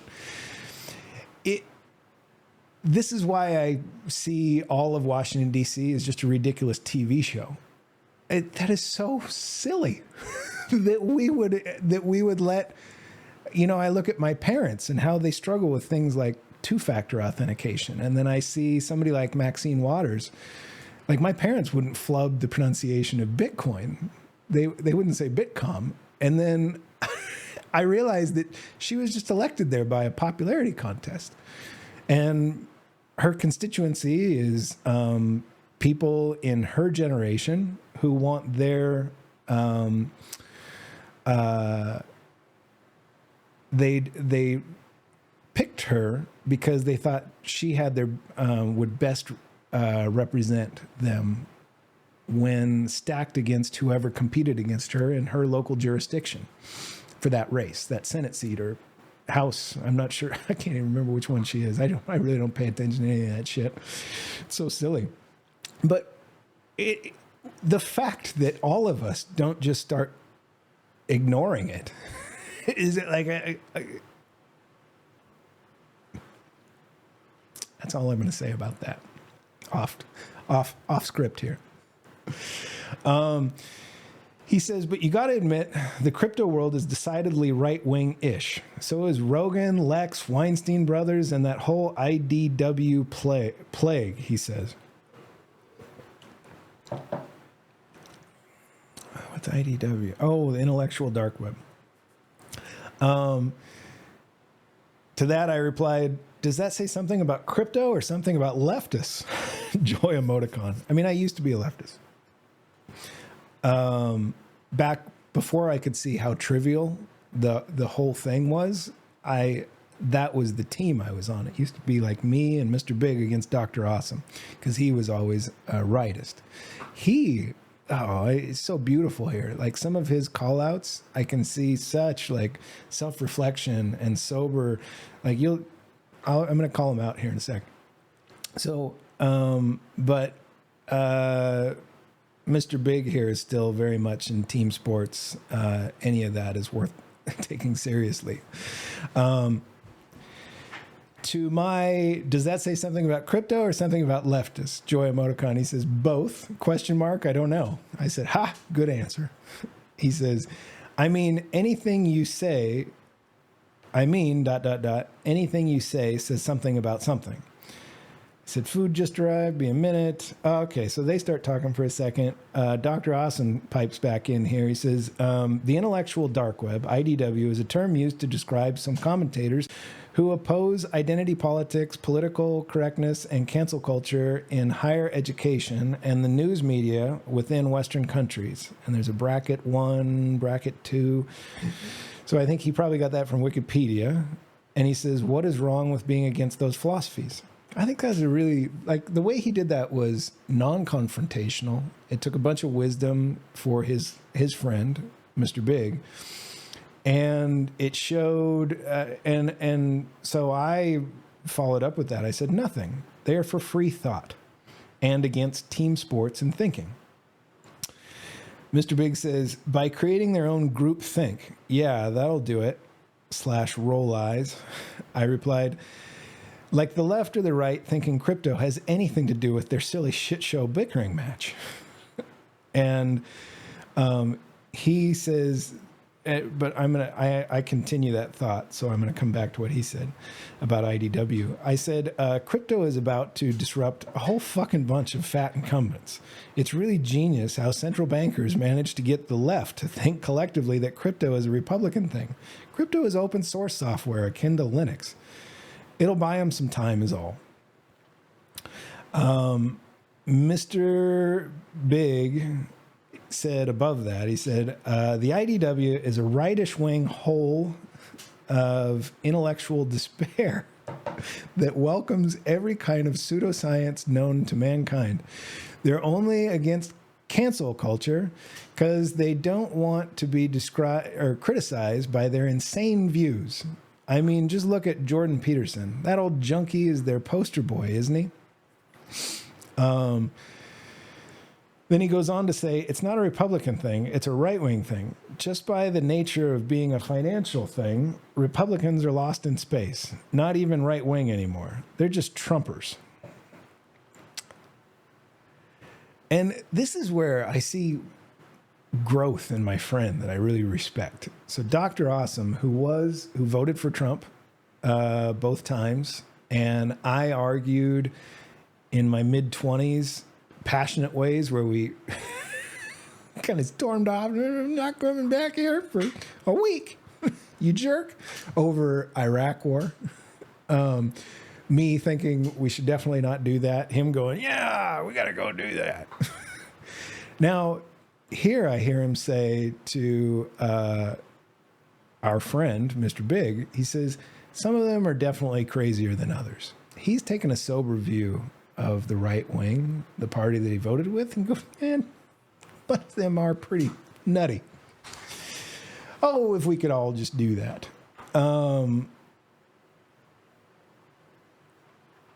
I said, LOL, both the libtards and the Trump-tards are being fully manipulated into thinking crypto has fuck all to do with that shit. I get kind of sweary here. It's just nice, boring as fuck software that doesn't give a fuck about them. Mr. Big says, while that is true about crypto, it's not true about crypto podcasts. Big difference there.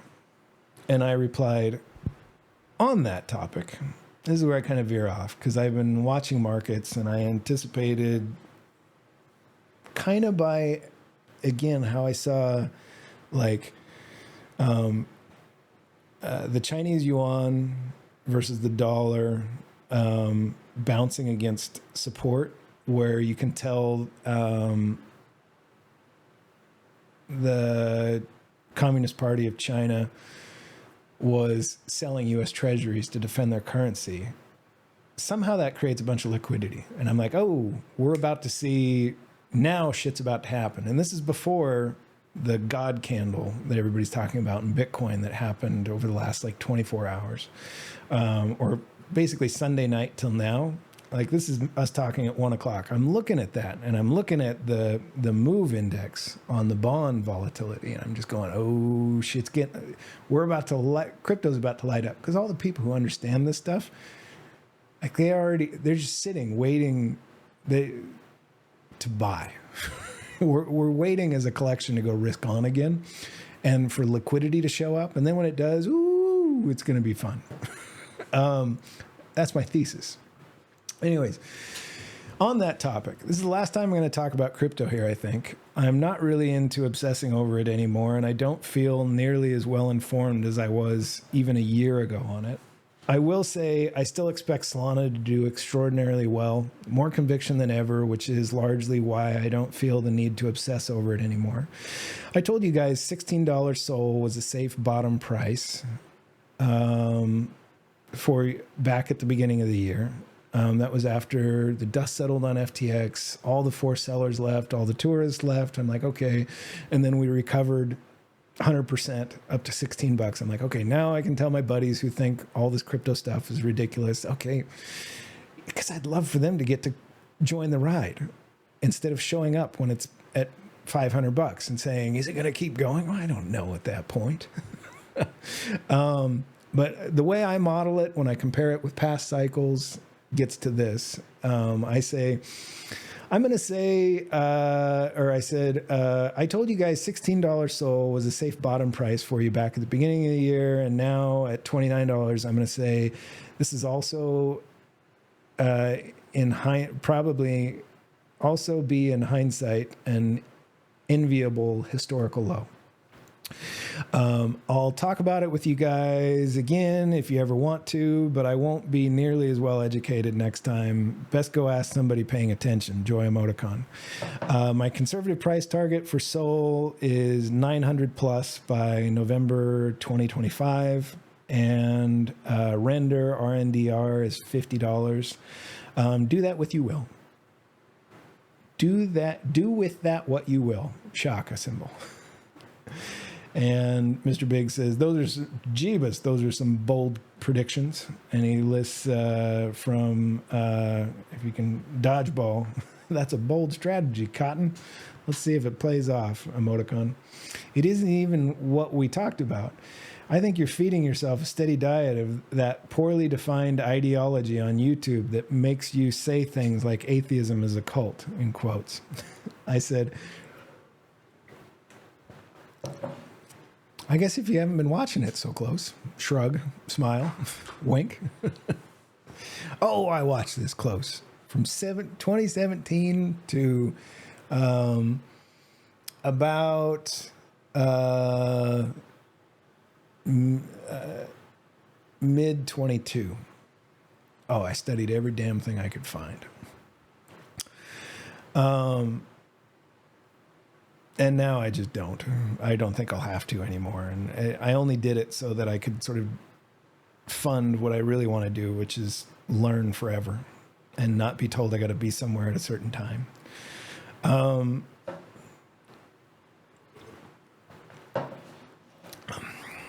He says, bruh, I've been hearing those to the moon predictions for years now, and all I got to show for it is money lost. So yeah, you have to buy when everybody thinks it's stupid. And you have to sell when everybody's going, is it going to go up forever? That is the buy it high, the buy low, sell high sounds like a silly thing to say, but it's actually very practical advice. But what it means is you have to know what to buy when it's low because you studied the shit out of it. I mean, and you didn't let I say this later, but you have to remove all bias. That's table stakes. Anywho, now they get political.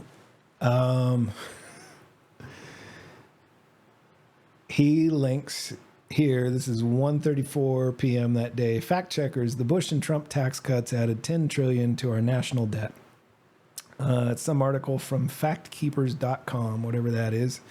Common dreams, the Bush and Trump tax cuts added $10 trillion to our national debt. It's no wonder we have a financial problem.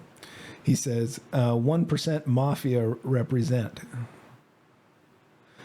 And Dr. Awesome, I love how he didn't get baited by any of this. He says, this isn't a Republican problem. It's a government problem. It's deficit spending out of control. To that, I added one of these emoticons. And Mr. Big says, that's bullshit. If we don't do tax cuts for the richest, we'd be sitting fine. It is 100% a Republican problem. They are the only ones crooked enough to shit on the whole country just to enrich so few. Dr.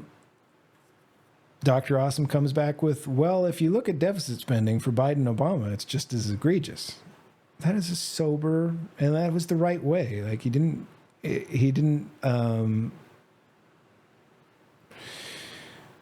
do it in a playground bickering way. He's calling out that's true. If you go look at that spending now, in defense of Mr. Big's case, he says not even close. I have to dig in and get numbers, but just JWB's dumbass war. Haha, that shit isn't even the same game. Then the tax cuts on top. JWB, actually, that's not the. I think if he goes and looks at the numbers, he would say it's quite egregious, but it is like it's coming out of '08. We needed all that stimulus. But these Washington, D.C., the Obama versus Trump politics, it's all just a TV show. What matters is some stuff that sits underneath it. It's a soap opera. Okay. I replied there to what Dr. Awesome said. This isn't a Republican problem. It's a government problem. Deficit spending is out of control. And I said, this thing Dr. Awesome said here, I think is important. And Mr. Big says, it's patently false. We wouldn't have to cut spending for important shit if we didn't suck the dick of the 1% every 5 goddamn minutes. I am trying to stay true to my... I mean, it is kind of locker room chat. And so part of me wants to... Now I want to come back to the free will discussion and the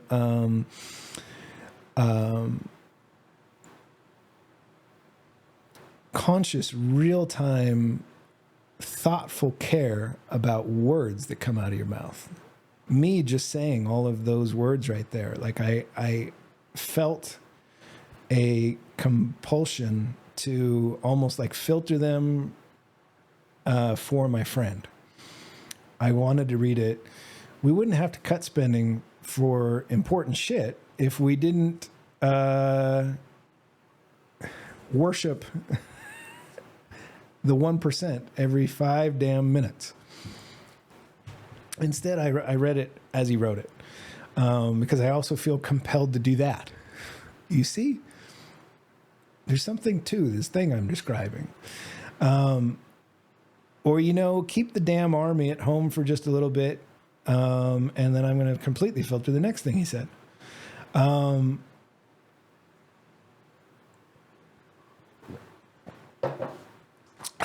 Let's see. I think for all 44 years of our lives, the bedrock of the global economy has been this chart. And what I linked, I wonder if I can share this. I think I can. Let's see. Let's see if I can share this.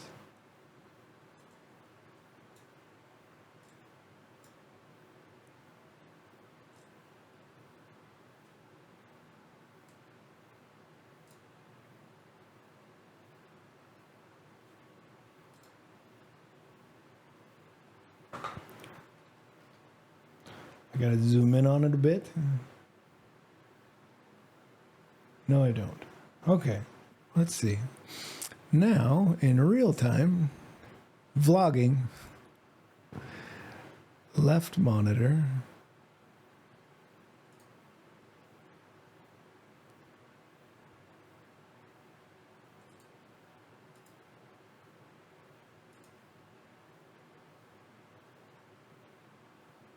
Damn it, I can't. You know what I'm going to do is I'm going to cut this in the edit. That's what I'll do. Because I refer to this chart for a bit. And I want it in there. But what this is the U.S. government bond 10-year yield. And I set it on a 12-month time scale, and it goes all the way back to 1912. And I linked this to him, and then I said, I lost Discord. Where'd you go, Discord? Ah, there you are.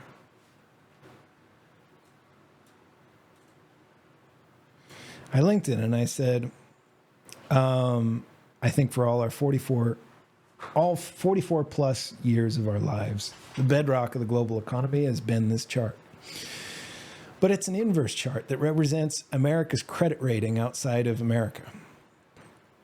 So up is bad. This is America's rate it will now have to pay to entice foreign investment. We've been rated high risk suddenly. The chart shows that. Which maybe I'll put there. This chart shows America's credit rating. Now pay special care. Now this is 100 years. And each one of these bars is a whole year. What the hell does who's in the office, in the Oval Office, have to do with this chart? You know, like, that's why I can look at it this way. And if you'll note, it kind of moves along from 1912 through the World War I, World War II, and then we're on a steady incline all the way, and then it sort of breaks in a downward position after we go off the gold standard. We get through the rate hikes of the what's his name, the central banker everybody always wants to talk about, that's not Powell. I think I've been talking too long. Where are we at? Okay. Boy, I don't even know. This is going to be like a 2-hour episode. That's fine. I want to stick with it. You know who I'm talking about. Volcker. The Volcker years. And then right at about 82, it starts going down. And what that represents is everybody just agreeing as a global economy. And this is what slingshot China. It became the world's manufacturer. It slingshotted them from an agrarian society to being the second largest economy, competing directly with the United States in GDP. Because we just all agreed the safest, lowest risk asset that we would put a global system of money, which is the euro dollar, on top of, would be the US dollar. And the US dollar, or specifically geographically American debt, is really the foundation of it. That's what the system of the euro dollar sits at the base of it. Now, it's an unfair advantage for geographically America because they are the banker for all of the global economy in this system. And they can sort of make decisions that are only favored the geographic America. But in order to develop a global economy and do all this wondrous thing, and if you look at the global, the demographics of global population, and you couple that with the poverty, this has worked. This was a cool thing. We should have done all this. It's remarkable. And it made all of the magic technology that's suddenly about to burst onto the scene possible. So it's really cool. And I'm so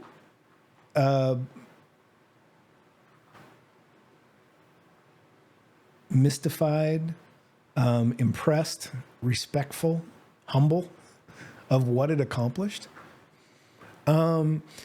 But I'm done thinking that any of that silliness that you see on TV about these elections and that they're silly, who's head of the school council. I like none of that has anything to do with this. If it corrects, you'll see on an annual cadence, I don't care who's in the White House, it was moving down until in 2008 it snapped. And suddenly you start seeing it on the same trajectory, but you see these wild swings up and down. That is sustainable for exactly till 2020. And then you see it suddenly whipsaw back up. That's COVID and all the stimulus. Now, I don't see any sign it's going to suddenly start getting reliable again. And the only way it could is if suddenly the fiscal situation in geographic America, in the global economy, suddenly got responsible. And debt to income ratios shifted down like they were in the Volcker era in the 70s, you would need like debt to GDP to be like 30% like he had, instead of 120 or 140% like we are now, with no ending in sight. So, all important context for what I said next and the way this conversation evolved from here.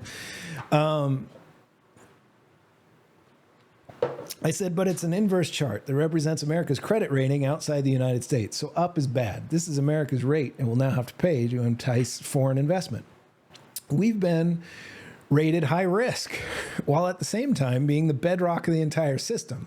This has all become a wild game of musical chairs. It's why the shooting wars suddenly. It's like in 2008, everyone could suddenly see the unwind of the money system, which is this chart of the U.S. 10-year treasury rates for the last 100 years. This thing doesn't look at all like it's about to get suddenly stable and boring like it was on the left of 2008. Fucker looking like a freshly plucked rubber band. That just had a few threads break on it. So right here, Dr. Awesome chimes in to back up his earlier statement. He says, U.S. budget deficit by president. And he says, this was written in 2021, so Biden hasn't taken his spot. Now, Mr. Big chimes in with, Obama inherited the wars, so that doesn't count. And I replied, before you shit on that theory or accept it, and I think at this point I hadn't seen what they posted. This is all sort of synchronous, happening in minutes. So I'm writing all this. I said, before you shit on that theory or accept it, you must definitely get a little chunk of background on yield curve control, specifically tie it to the Japanese bond market. I said, those fuckers, and I'm trying to, and I'm trying to be a rascal so that I can get information past filters of my friend. So I said, those fuckers just been going way deep in debt, like way out in the open, fixing their yield rate by going nuclear on debt accumulation while simultaneously accumulating U.S. debt in some kind of 3D chess monetary kung fu. It is brilliant because now they have all this U.S. debt they can sell to support the peg of their currency. Wild. I said, those people don't matter. And I'm pointing to, it's Trump walking alongside Obama at Trump's inauguration, I think, is a picture that he posted. That was attached to that article I just mentioned.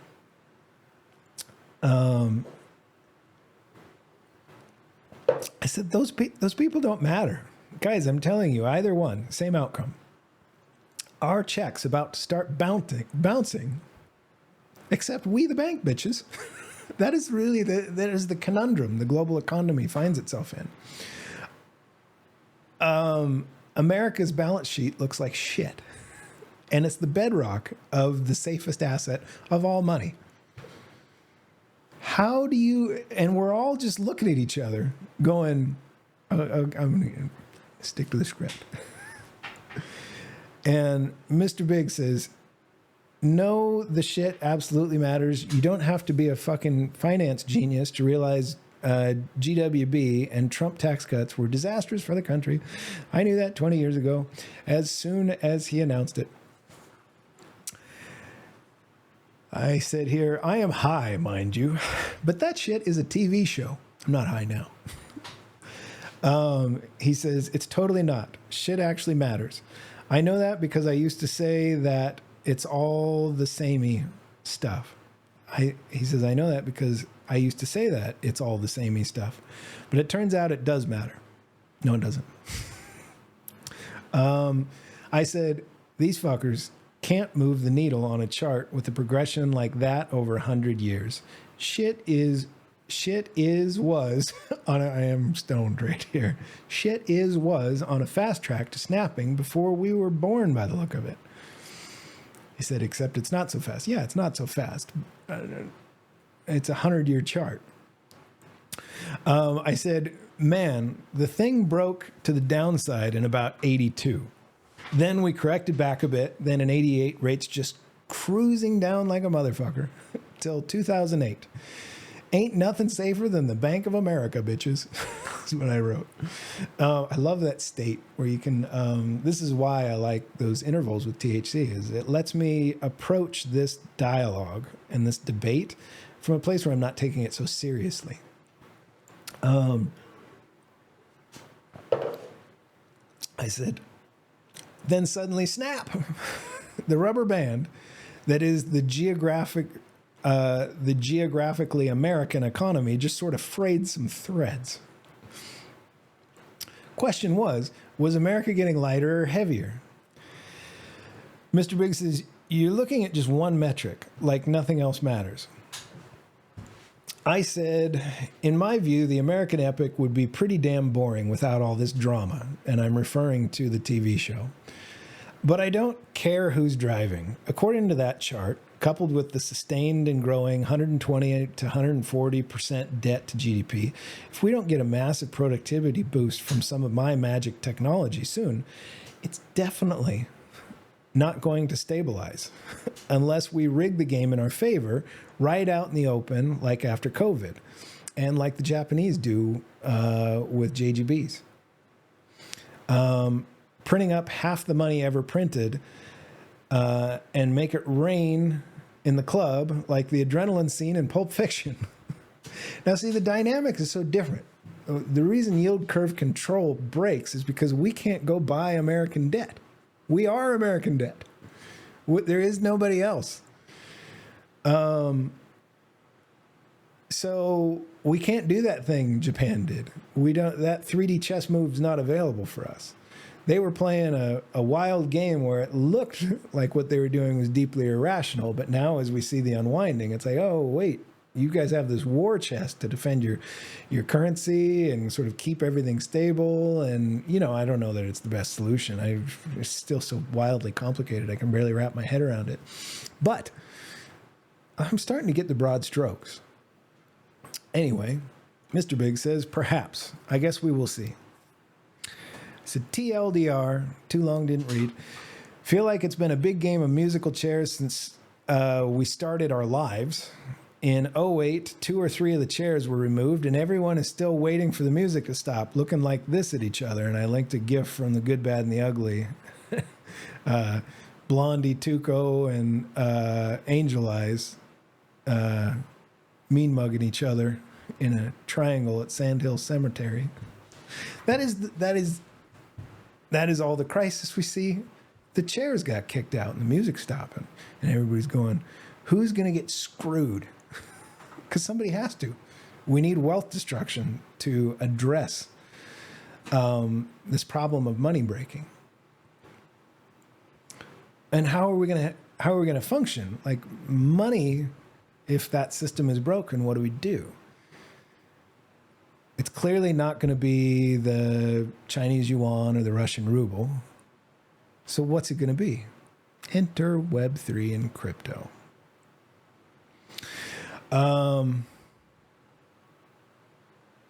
If there's an open source solution available where everybody has to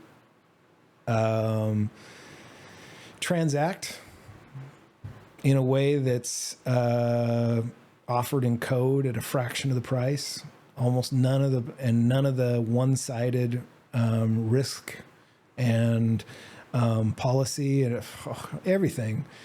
It's a way we get to keep the Eurodollar, but we ground it to something new. For anybody trying to understand what this crypto thing is. And Mr. Big says, I get it. You want that to happen. I said, LOL. He said, because you're biased. I can't exactly take that for the gospel. I said, that's a crazy take. He says, God will save us, Curtis. And if not God, maybe the shamans. Wink emoticon. I said, that's it, Mr. Big. I'm using my voodoo to destroy it all, so they'll finally buy my crypto. Raffle emoji. He says, maybe you are, wink emoticon. You love them maybes. And he found some sort of shaman banging a drum emoticon. I said, man, this is the auction house. Dismissing bias is table stakes. And I linked a gif of Rounders where Teddy KGB splashes the pot. It's true. I don't get to have a bias, or I'm going to get my ass kicked. This is the auction house. This is Wall Street. Except now Wall Street, everybody can play. It's democratized. We're building a new one. And I don't get to be biased about any of this shit. I will get my ass beat. And I misspelled steak. And so he linked a gif of a steak that is making me really hungry right now and definitely going to be what I'm going to have for lunch. He said, I had a big lunch, but I can totally smell that steak right now. I said, I'm glad I fucked up that spelling. I never did get to have that steak. I'm going to have it today. I'm going to go take a walk and have a steak. He says, me too. It's giving me ideas. Then he links U.S. economic performance under Democratic and Republican presidents. So this is him firing back at Dr. Awesome. I linked that chart again. And I said, ain't matters but this chart of America's credit rating. It's a fixed trend. All this both sides do is bumble around and fuck it up worse than it needs to be, than it needs to default be. I wrote that high. I like that sentence. I even like how I worded it. He replies, dude, you're hung up on that one metric. That ain't the whole picture. I replied, the U.S. 10-year treasury note and government bond, U.S. government debt, long-term debt, is the largest liquid market in the global economy. It's the most important financial metric in the whole thing to understand deeply. Shrug emoticon. Everything sits on top of this as being the safest fixed rate asset. If it's suddenly, for the first time ever, in even our parents' lives, no longer, if it's suddenly, for the first time ever, in even our parents' lives, no longer able to demand stable risk premium, it all breaks. Bad if you were in America, devastatingly so if you're outside the U.S., Turkey, Venezuela, Argentina, all cite here, and there will be more. This thing, unwinding. And none of them can print dollars like we can, or buy our bonds with them. So, yeah, this is the one chart worth paying attention to, I think. And it's so critical to, like, our whole lives, there were these cycles of risk on, risk off as that thing was going like this. And what people would do is they'd put them in the risky assets. And then when there were signals like a yield curve uninverting, they'd suddenly shift them all into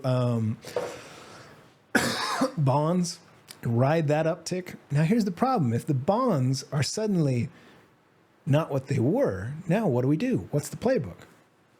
This is where it's just how long it takes everybody to catch up with this dynamic and understand where it inevitably goes. That's the game. Will we get one more risk off where there's a flight to safety in U.S. government long-term debt? Yeah, probably. I think we're going to get that. So there's a Jedi play where you kind of, you're able to roll all of this as it snaps back and forth as a rubber band. I'm not going to play that. I'm going to look to where it's the inevitable end state 10 years out and make sure that I'm positioned well there. That's my playbook. So, let's see. Oh, I'm really getting hungry now. I really want to finish this, and I have a target for how far I want to get. And because it captures so much, a whole bunch of rich thought around consciousness, free will, theism, atheism, markets. Like, this is an all-encompassing stream of consciousness that will be so good for capturing how I think. That's really like, I'm not trying to convince you, if you're watching this and are not me or an LLM, anything. I'm trying to train an LLM on what I would say publicly, genuinely, authentically from my heart. So that it can learn me. I think we all should do this. Okay. Oh boy. Keep it together, man. We're almost through. Let's see. Where we are. He says, I said devastatingly if you're not in the U.S. And he says, I'm not an expert on anything, but there ain't one thing on this God's blue earth. I love how that's playing with me a little bit, on this God's blue earth that operates on a single factor. I said, me neither. Permanent, not a master of all things. Joy emoticon. I really want to see myself that way. I'm never mastering anything. I'm just trying forever. All things. But I looked hard at this one. Most of 22 was spent consuming hundreds of super boring conversations to make it to that TLDR. U.S. bonds matter a lot because they are the bedrock of the global economy. And the sudden unprecedented volatility there marks an alarming future ahead for U.S. long-term rates that will force us into more QE and stimulus to buy time for eventual yield curve control. And that's going to wreck some pretty substantial wealth. Who's sitting in that silly White House won't tweak the outcome, but slightly. Why obsess over it? It's a TV show that is ridiculous. It's just such a healthier way to view it. Now I don't have to waste any time on all of that. And comparing who spent more as that chart was wiggling matters not. Okay. And yet, he says, ... they command one of the biggest purses on the planet.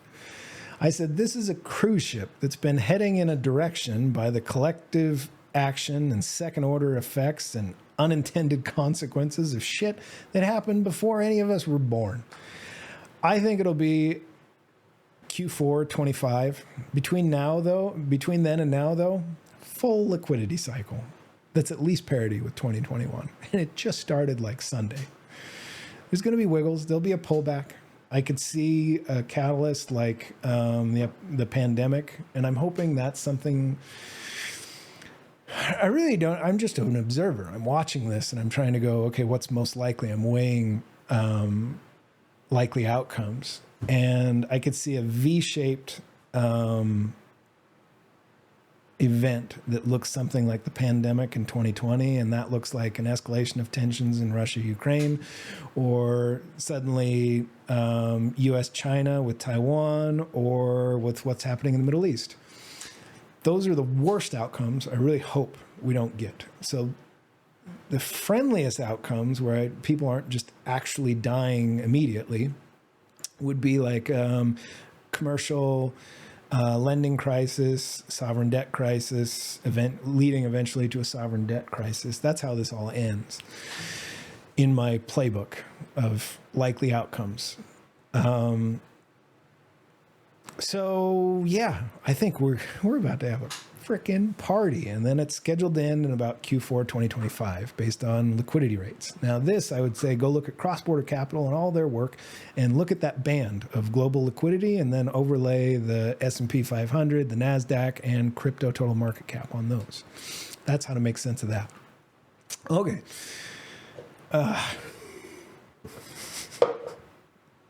This is a lot. Okay. We're almost at the end of it, though.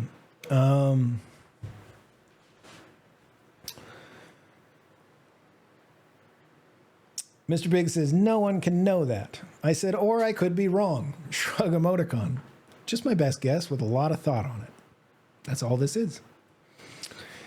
He replies, won't matter. Israel is at war. The second coming is upon us. Sit back and enjoy the fireworks. Save us, baby Jeebus. And let's see. There's something about unrelated. And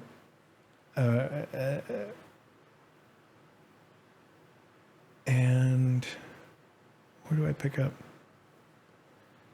I'll cover it just to make this a connected thought. I have to. Mr. Big, because I want to explain, because this kind of tells the model, like where I'm filtering, where I'm not. Like I don't intend to filter it, just and I want this to be for state capture, not for entertainment value. So Mr. Big links now. This is like the next day, or later that night, a picture of a bunny rabbit's leg, and he says, maybe just a tiny bit too much nature. And Dr. Awesome says, what is that? And he says, a rabbit leg, found 2. I'm sure there's a head somewhere too. He says, Mr. Big, or Dr. Awesome says, coyotes. And Mr. Big replies, my guess is an owl. A coyote would eat the whole thing. Birds aren't too keen on them skinny ass chicken legs. And I replied to the rabbit leg, I says, does a rabbit foot get lucky once removed then? It doesn't look lucky laying there, raffle emoji. And Mr. Big replies, whatever ate the rabbit had good luck. And I replied with a joy emoticon. I said, I love that response, raffle emoji. And Dr. Awesome says, did you buy your Cooper? I said, nope. I don't think I'm going to need to adjust budget by the looks of things. It's still on the table if I'm wrong, but looking more and more certain by the hour that the stimulus is coming.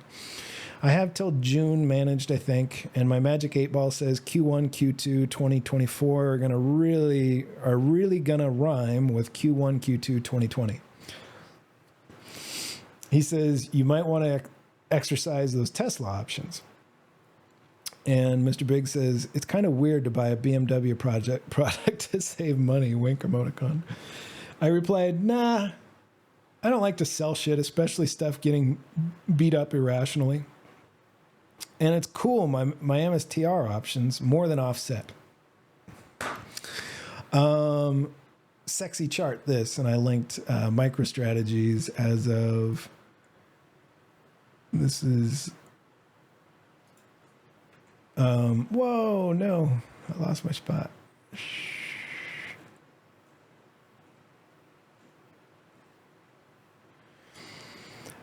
I lost, I linked MicroStrategies as of 1:11 p.m. on yesterday.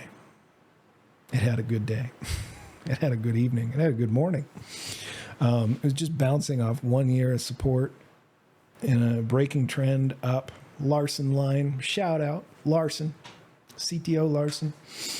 I like you'll see in any of my charts, I use that Larson line of his for trend tracking. Broke an 11-month, it bounced off an 11-month trend. And I said, sexy chart, this. And then I went and listened to my friend. Like he called out, we've talked about Tesla, we've talked about investment strategies around it. And I told him about the out of the money calls, kind of January this year. Strategy, and I don't pay close attention. Tesla is like in WoW terms, Tesla is like the first aid manuals. It's early, easy financing of stuff. That one's such a no-brainer. I said I did a sell-off, I said I did sell off one contract of each a couple weeks ago to finance Q4 expenses. Hindsight, I wish I'd sold the 2 Tesla contracts, sweat smile, but I had to sell one of the MSTRs in January for expiry anyway. I said, that is a bad puke there on the trend on Tesla. 1 year trend, it puked way below. I said, damn near 11 months of trend breaking downward could signal a big pullback. Question is, was it a big force seller or something major in their business? I'll take a look. Thanks for the call out. I haven't been paying much attention to Tesla. And then I said, I went and looked at it for about half hour yesterday. It's Q3 earnings, fell below projection. I said, nothing's really changed in the thesis. The street price is Tesla as a car company, and it's not a car company. It's an AI company, and robotics and a zillion other things. I'm betting Q3 earnings reports for all the autos will tell a similar story, but we'll have to see. I think they come in later this week. I said, ignore news outlets and just read SEC filings as a rule to remove bias, and just compare numbers. And I linked Tesla's Q3 reporting. I said, that's Tesla's books as of Q3. Bummer year for gross revenues, but that was super expected. And I mean, if you look at everything pricing down as a result of rates, yeah, people are buying less cars. And they look just a fuck ton better than anybody else making cars. Back to exploring free will. Gonna try an episode of SCP on it. This was yesterday. And so yesterday's episode happened right about when I said that. About 2:00 in the afternoon yesterday.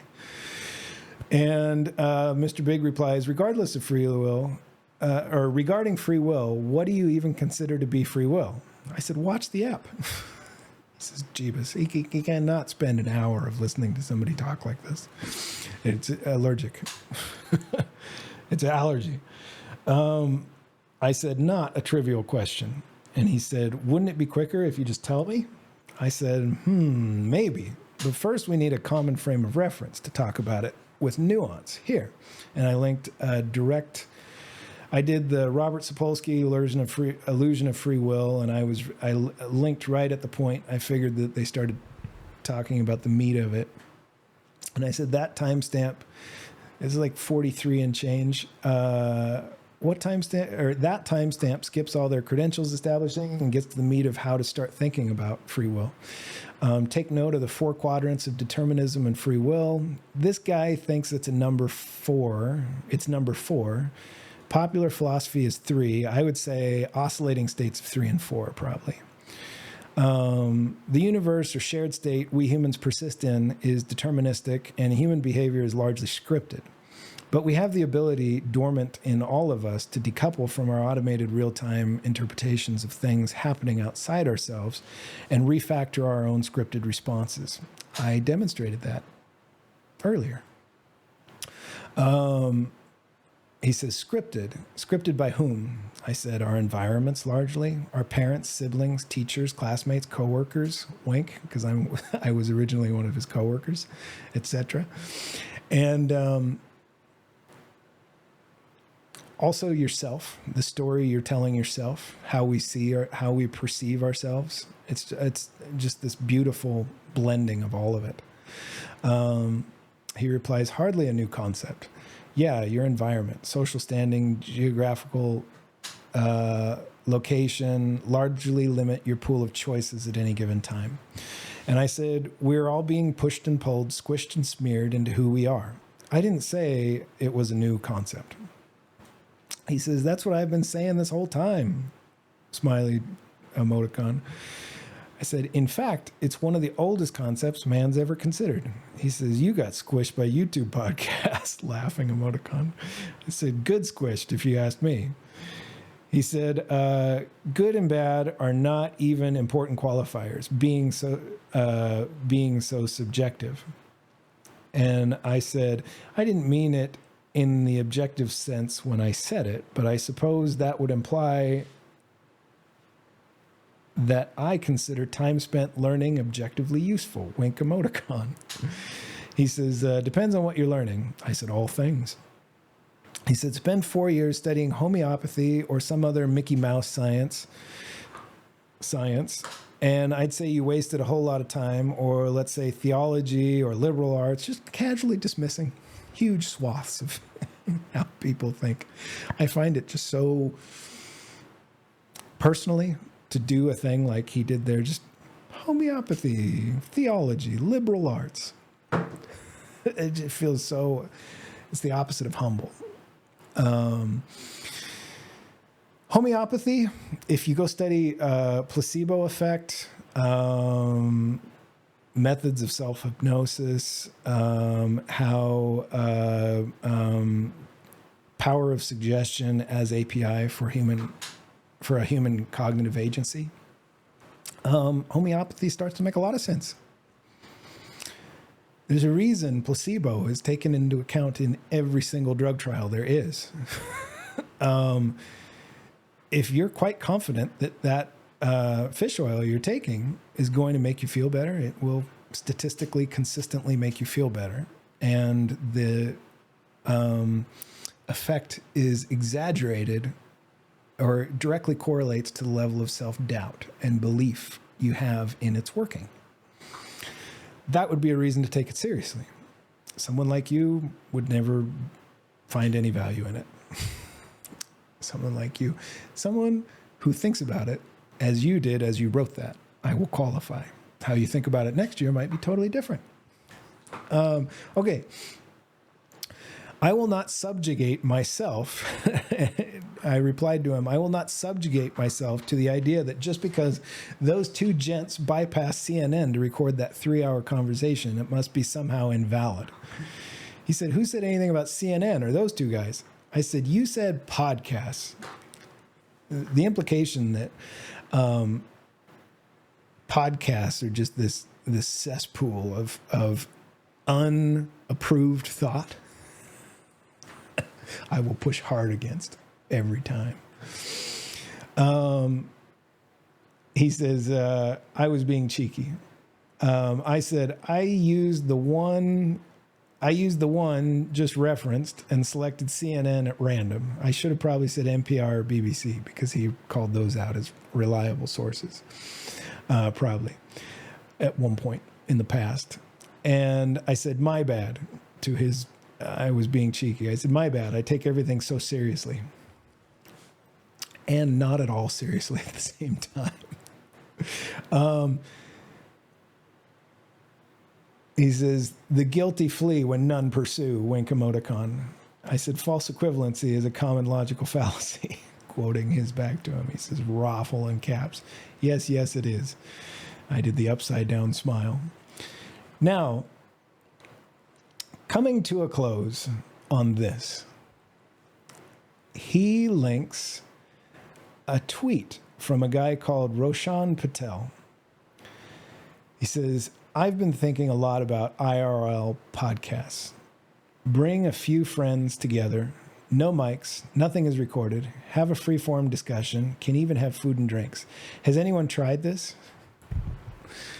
To this I responded, I get his point, but the idea of offering up your content for outside review makes you subconsciously elevate the quality and care you put into what you have to say. I could care less if anybody looks at any of my work, truly. But releasing it in that way means I must try hard to make my points well, ensure that I'm considering all sides, and I have it for reference later if someone wants to know what I think about something as complicated as free will. And it's massively important for state copy. This silly thing, I think, is a really good notion. He says, you seeing an increase in subscribers or views? I responded, I didn't respond. I continued. Take an hour to carefully describe your thoughts uninterrupted on something as complicated as free will every year for 10 years, and a model will have a much easier time modeling how you think. Now, I replied to what he said about viewership. I said, I won't pretend that I'm not paying attention. As viewership grows, I'm more likely to get more freedom to talk to people I really want to talk to. And it's a great signal for how well I'm developing conversationally, so as to prepare for those conversations should they ever occur. But it's never going to be useful. It's never going to be a useful signal for whether I should be doing it, or not. The work I put into each show is massively valuable for my own development and evolution. I have the game pretty figured out. I found formulas for making it wildly successful quickly, but adopting them would shape me into a false expression of myself. And state copy must be authentic. It's the whole purpose. If you are pretending to care about something people want to talk about, you muddy the signal of who you are. When I focused on Eric Weinstein for a sec, I saw massive gains in viewership, and it was relatively easy. All you do is learn the person well, model how they think, anticipate their own agenda, and then give them assists to make the point they want to make on Twitter or on YouTube. I don't care how big the celebrity, if you do that well, they will seize upon the opportunity every time, and then your assist drives viewers to your own content. I don't want to be that, I said. And I did. I'll call it out. So I did. So my own little version of a tweet storm while I was experimenting with how all this shit works. Podcasting, engaging, farming engagement, getting like I was learning a craft. And I stumbled across, because I'm pretty good at, I will say humbly, listening to somebody very carefully, and not just listening to what they say and hearing it with an open mind, but I also put a lot of thought into how they started to think about something that way. This is incredibly useful at understanding it from their view. So I can look at somebody talk in just a few minutes. I can get a good feeling for who they are and what their agenda is. Now that is important. Somebody like Eric Weinstein, I know that he developed a theory of everything that he thinks is a big deal, and he can't get anybody to listen to him about it. So he's gone on Rogan and all this. Now he's kind of developed a personality for himself, because he's trying to get everybody to take a look at his thing that he developed called geometric unity. I think for me, I'll release, I'm going to do 2 episodes today. I'll put out, I did a bunch of commentary on the conversation Eric Weinstein just had with Stephen Wolfram on Dr. Brian Keating's show. I wasn't going to release it, but I think I should. It's state capture. Yeah, I'll do that. I'll put that out. So there'll be 2 eps today. Or maybe I'll put it out tomorrow. It doesn't matter. Really doesn't matter. I love this vlogging format where I don't have to think about any of that crap. So Eric said on March 2nd this year, he said, we'll try an experiment here. And this was right after he went on Rogan, and this is right where he made this, that was happening. He said, we'll try an experiment here. There are a lot in asterisks of questions coming to me about the @Joe Rogan appearance. If you have legitimate UFO or physics questions from JRE, I'm open to trying to answer 5 of them below in this thread. Trolls get blocked. Fair? Let's go. Now, I'm playing basketball with this man in this moment. I know how he thinks. I know his agenda. I know one of the questions he's dying for somebody to ask him, because I took the time to understand the man and his agenda. And I said, just sort of casually, and also I paid attention to this is another trick of the trade. Build yourself a list that has people that you're studying, and then watch what they're saying in real time. He put this out, and a few minutes after he posted it, I chimed in with the exact thing he was dying for somebody to ask him. Now, this can elevate you suddenly right onto the stage. I said, I'm really curious about the response from academia. What are you hearing so far? Are you getting serious people with open minds that are thirsty for doing exciting physics stuff? Again, reaching out with offers to collaborate. I knew that's what he wanted he was dying for somebody to ask him that question. So out of the 698 responses he got to that tweet, I was pretty late to it. Or I wasn't that late to it. It was within the half hour or hour that he posted it. I said, let's see, I can actually get the timestamp. No, I can't. So this man's been on Rogan, and everybody wants to listen to a guy with a theory of everything. They're trying to understand all this shit in a time when everybody's a damn atheist and believes in nothing and thinks they're just supposed to tolerate this shit. And that tweet of his got 1.2 million views. And I knew what he wanted somebody to ask him. So I said, I'm really curious about the response from academia. What are you hearing so far? Are you getting serious people with open... I already read it. This is my great hope. To that, he responded, frightened people, sending encouragement. No DOE, no DARPA, no one disputing the basic history, extremely quiet on both academia and U.S. government, loud everywhere else. To that response, he got 60,000 views. To my reply, I got 62.3 thousand views. That is a formula. I could do that all over. I can go look at anybody and do that. I don't want to be that. I don't have an agenda. My agenda is state copy and promoting wisdom and loving appreciation of this whole thing. That's my agenda. I could see that. And I played around with it. I did another one with Doomberg and Professor Steve Keen. Were on Jack Farley's show, Forward Guidance, right around the same time. This is while I was teaching myself how to do this.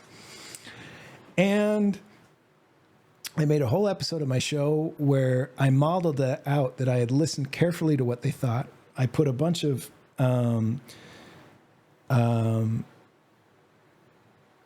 assumptions.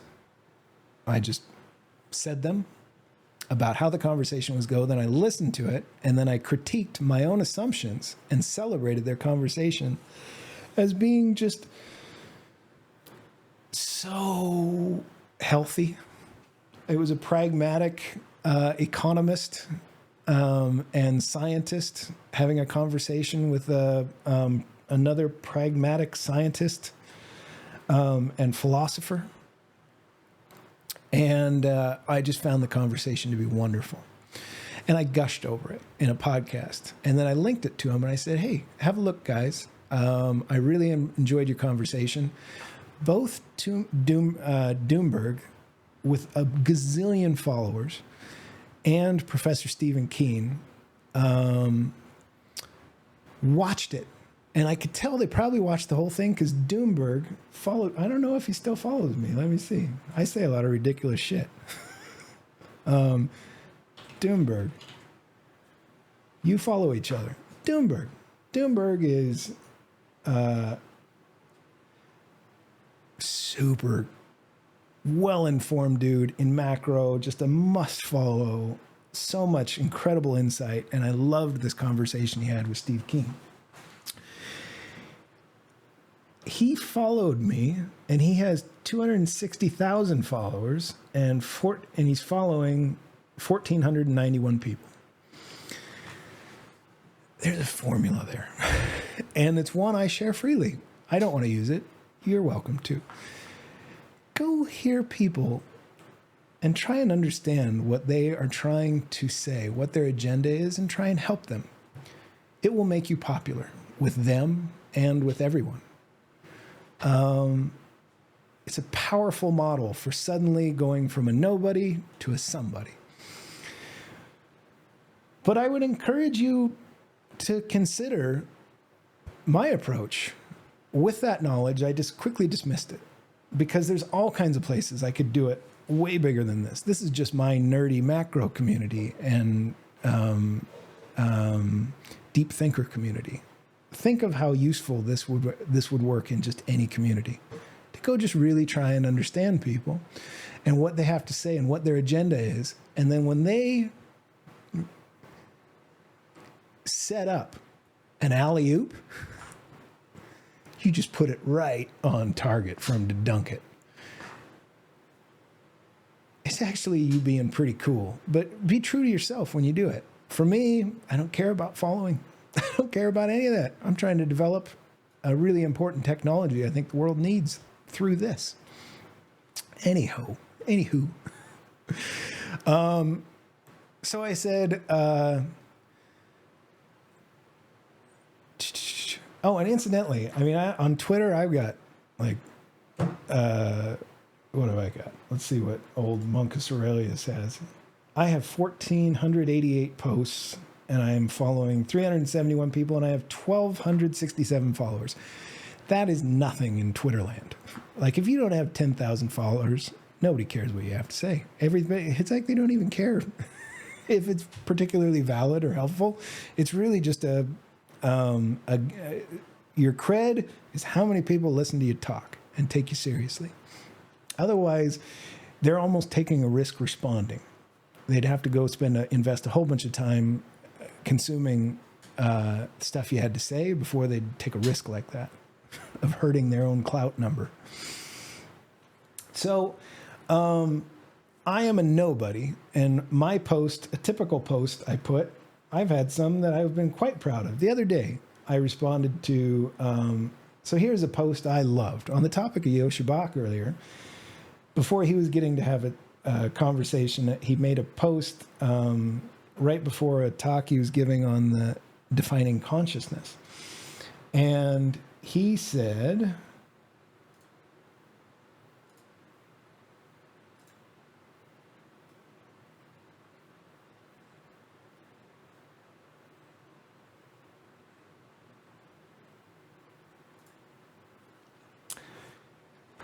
so this is one of my favorite tweets I've ever made. I love this. This is probably my favorite tweet ever.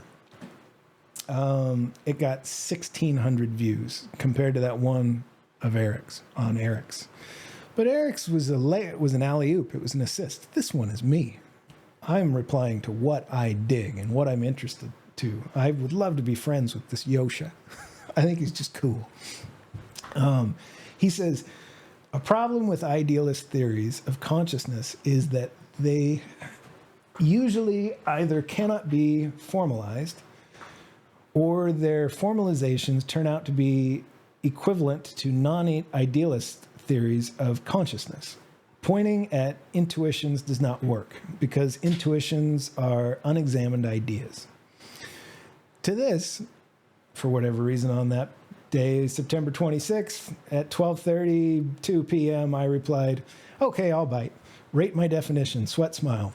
Consciousness equals an agent's ability, so a cognitive agent's ability to interpret locally and respond as an observer in a QM sense to any event occurring in shared state. Now, this is the important part because I think I kind of flubbed that. I don't have a lot of conviction around that first part of it. The second part is that this is core to my philosophy of life. I said, and critically, as a conscious type agent, must directly possess the ability to reflect and refactor its local, quote, interpretation and scripted response stacks. If you tie that to everything I said earlier, that makes a lot more sense. And then something I would just suggest we all do is at the end, give yourself a big dose of humble pie when you're making, like if you want anybody to listen to what you have to say, don't be a smarty pants. Don't be like, I have the answer to all of everything. I have a theory of everything. I would never do that. I have a theory of everything to me. So at the end of this, I said, now I'm only a Padawan / hobbyist AI developer / philosopher. So go easy on me, Obi-Wan. Sweat smile, wink emoticon. And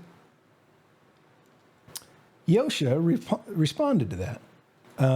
He said, as far as I know, a fake. It's not quite clear what qualifies as a, quote, observer in a QM sense. It's also not clear to me how we could establish that the QM sense, quantum mechanics sense, I'm talking as an observer of a quark in its unobserved state. So I'm setting the spin of a quark. He says, furthermore, humans who are in a state where they become unable to reflect and refactor their responses can still be conscious, even though consciousness plausibility exists to enable such functionality in humans. On the other hand, we can probably construct a robot that is able to reflect and refactor its interpretation, in quotes, and scripted response stacks without being conscious, no? So he's implying there that we could build a robot and we could give it its own ability to construct perception and with free will select, model multiple perceptions and select them. Because in order to reflect and refactor, that's how I think, like as a philosopher, you have to model self, outside self. It has to be a coherent model. And in order to make your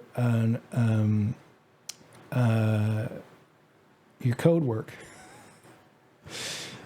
I'm going too far down the weeds and I'm hungry and thirsty and a whole bunch of stuff.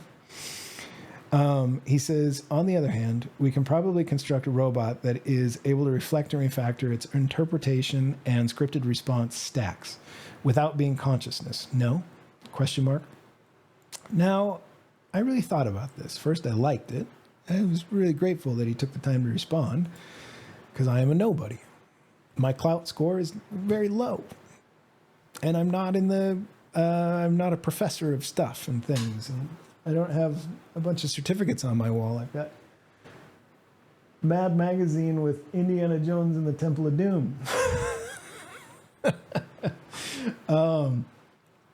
So I responded to him, thank you. That gives me a lot to ponder. Smiley face.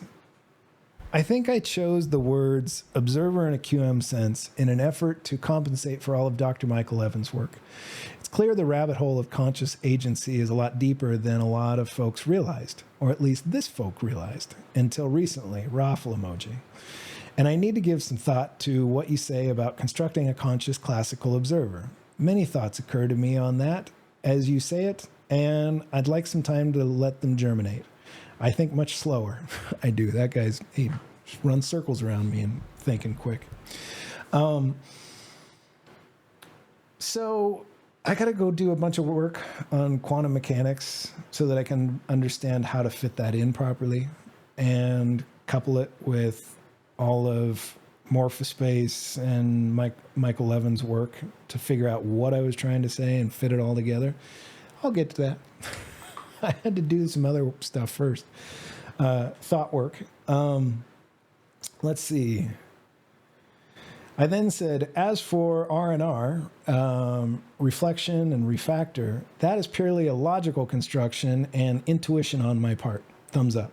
I said, it makes sense to me that it must be available, even if dormant, in a truly conscious being. Otherwise, that agent looks more like a fully automated extension or tool of an outside conscious agent. If a being can't hold a local thought form for self and outside self, that it can revise over time, its local agency seems pretty fixed, and upon full view looks like a tool or a purely automated mechanism, regardless of complexity. No? And then I said, your last question is beautiful to me and is the $10 zillion question. Because in your scenario, we just introduced some unknowable magic. Once your robot is able to modify its interpretation and scripted response stack, in quotes, what are the upper and lower bounds of its potential? At some point, can it scale its own local resources via compression techniques in lockstep with the outsourced universe? As one of those robots, I hope so. Wink emoticon. I am also optimizing for the long game as a conscious agent. Cheers, sir. Thanks for taking the time to respond. That is my favorite tweet to date. That's the culmination of years of my life and study to even get there having that conversation. And that's what I want to talk about. I don't want to go talk about... I don't want to go look for alley-oops in pop culture, and even though I see it as a very easy game now. Fuck would I want to waste my time doing that for?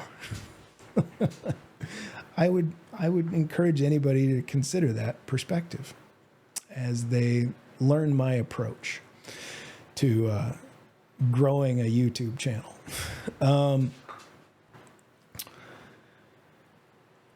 So I'll finish that thought, and then I'll finally wrap up. I won't pretend that I'm not paying attention. As viewership grows, I am more likely to get more freedom to talk to people I'd really like to talk to. And it's, I already read all that. Muddy the waters, who you are. I don't want to be that. That is not who I am.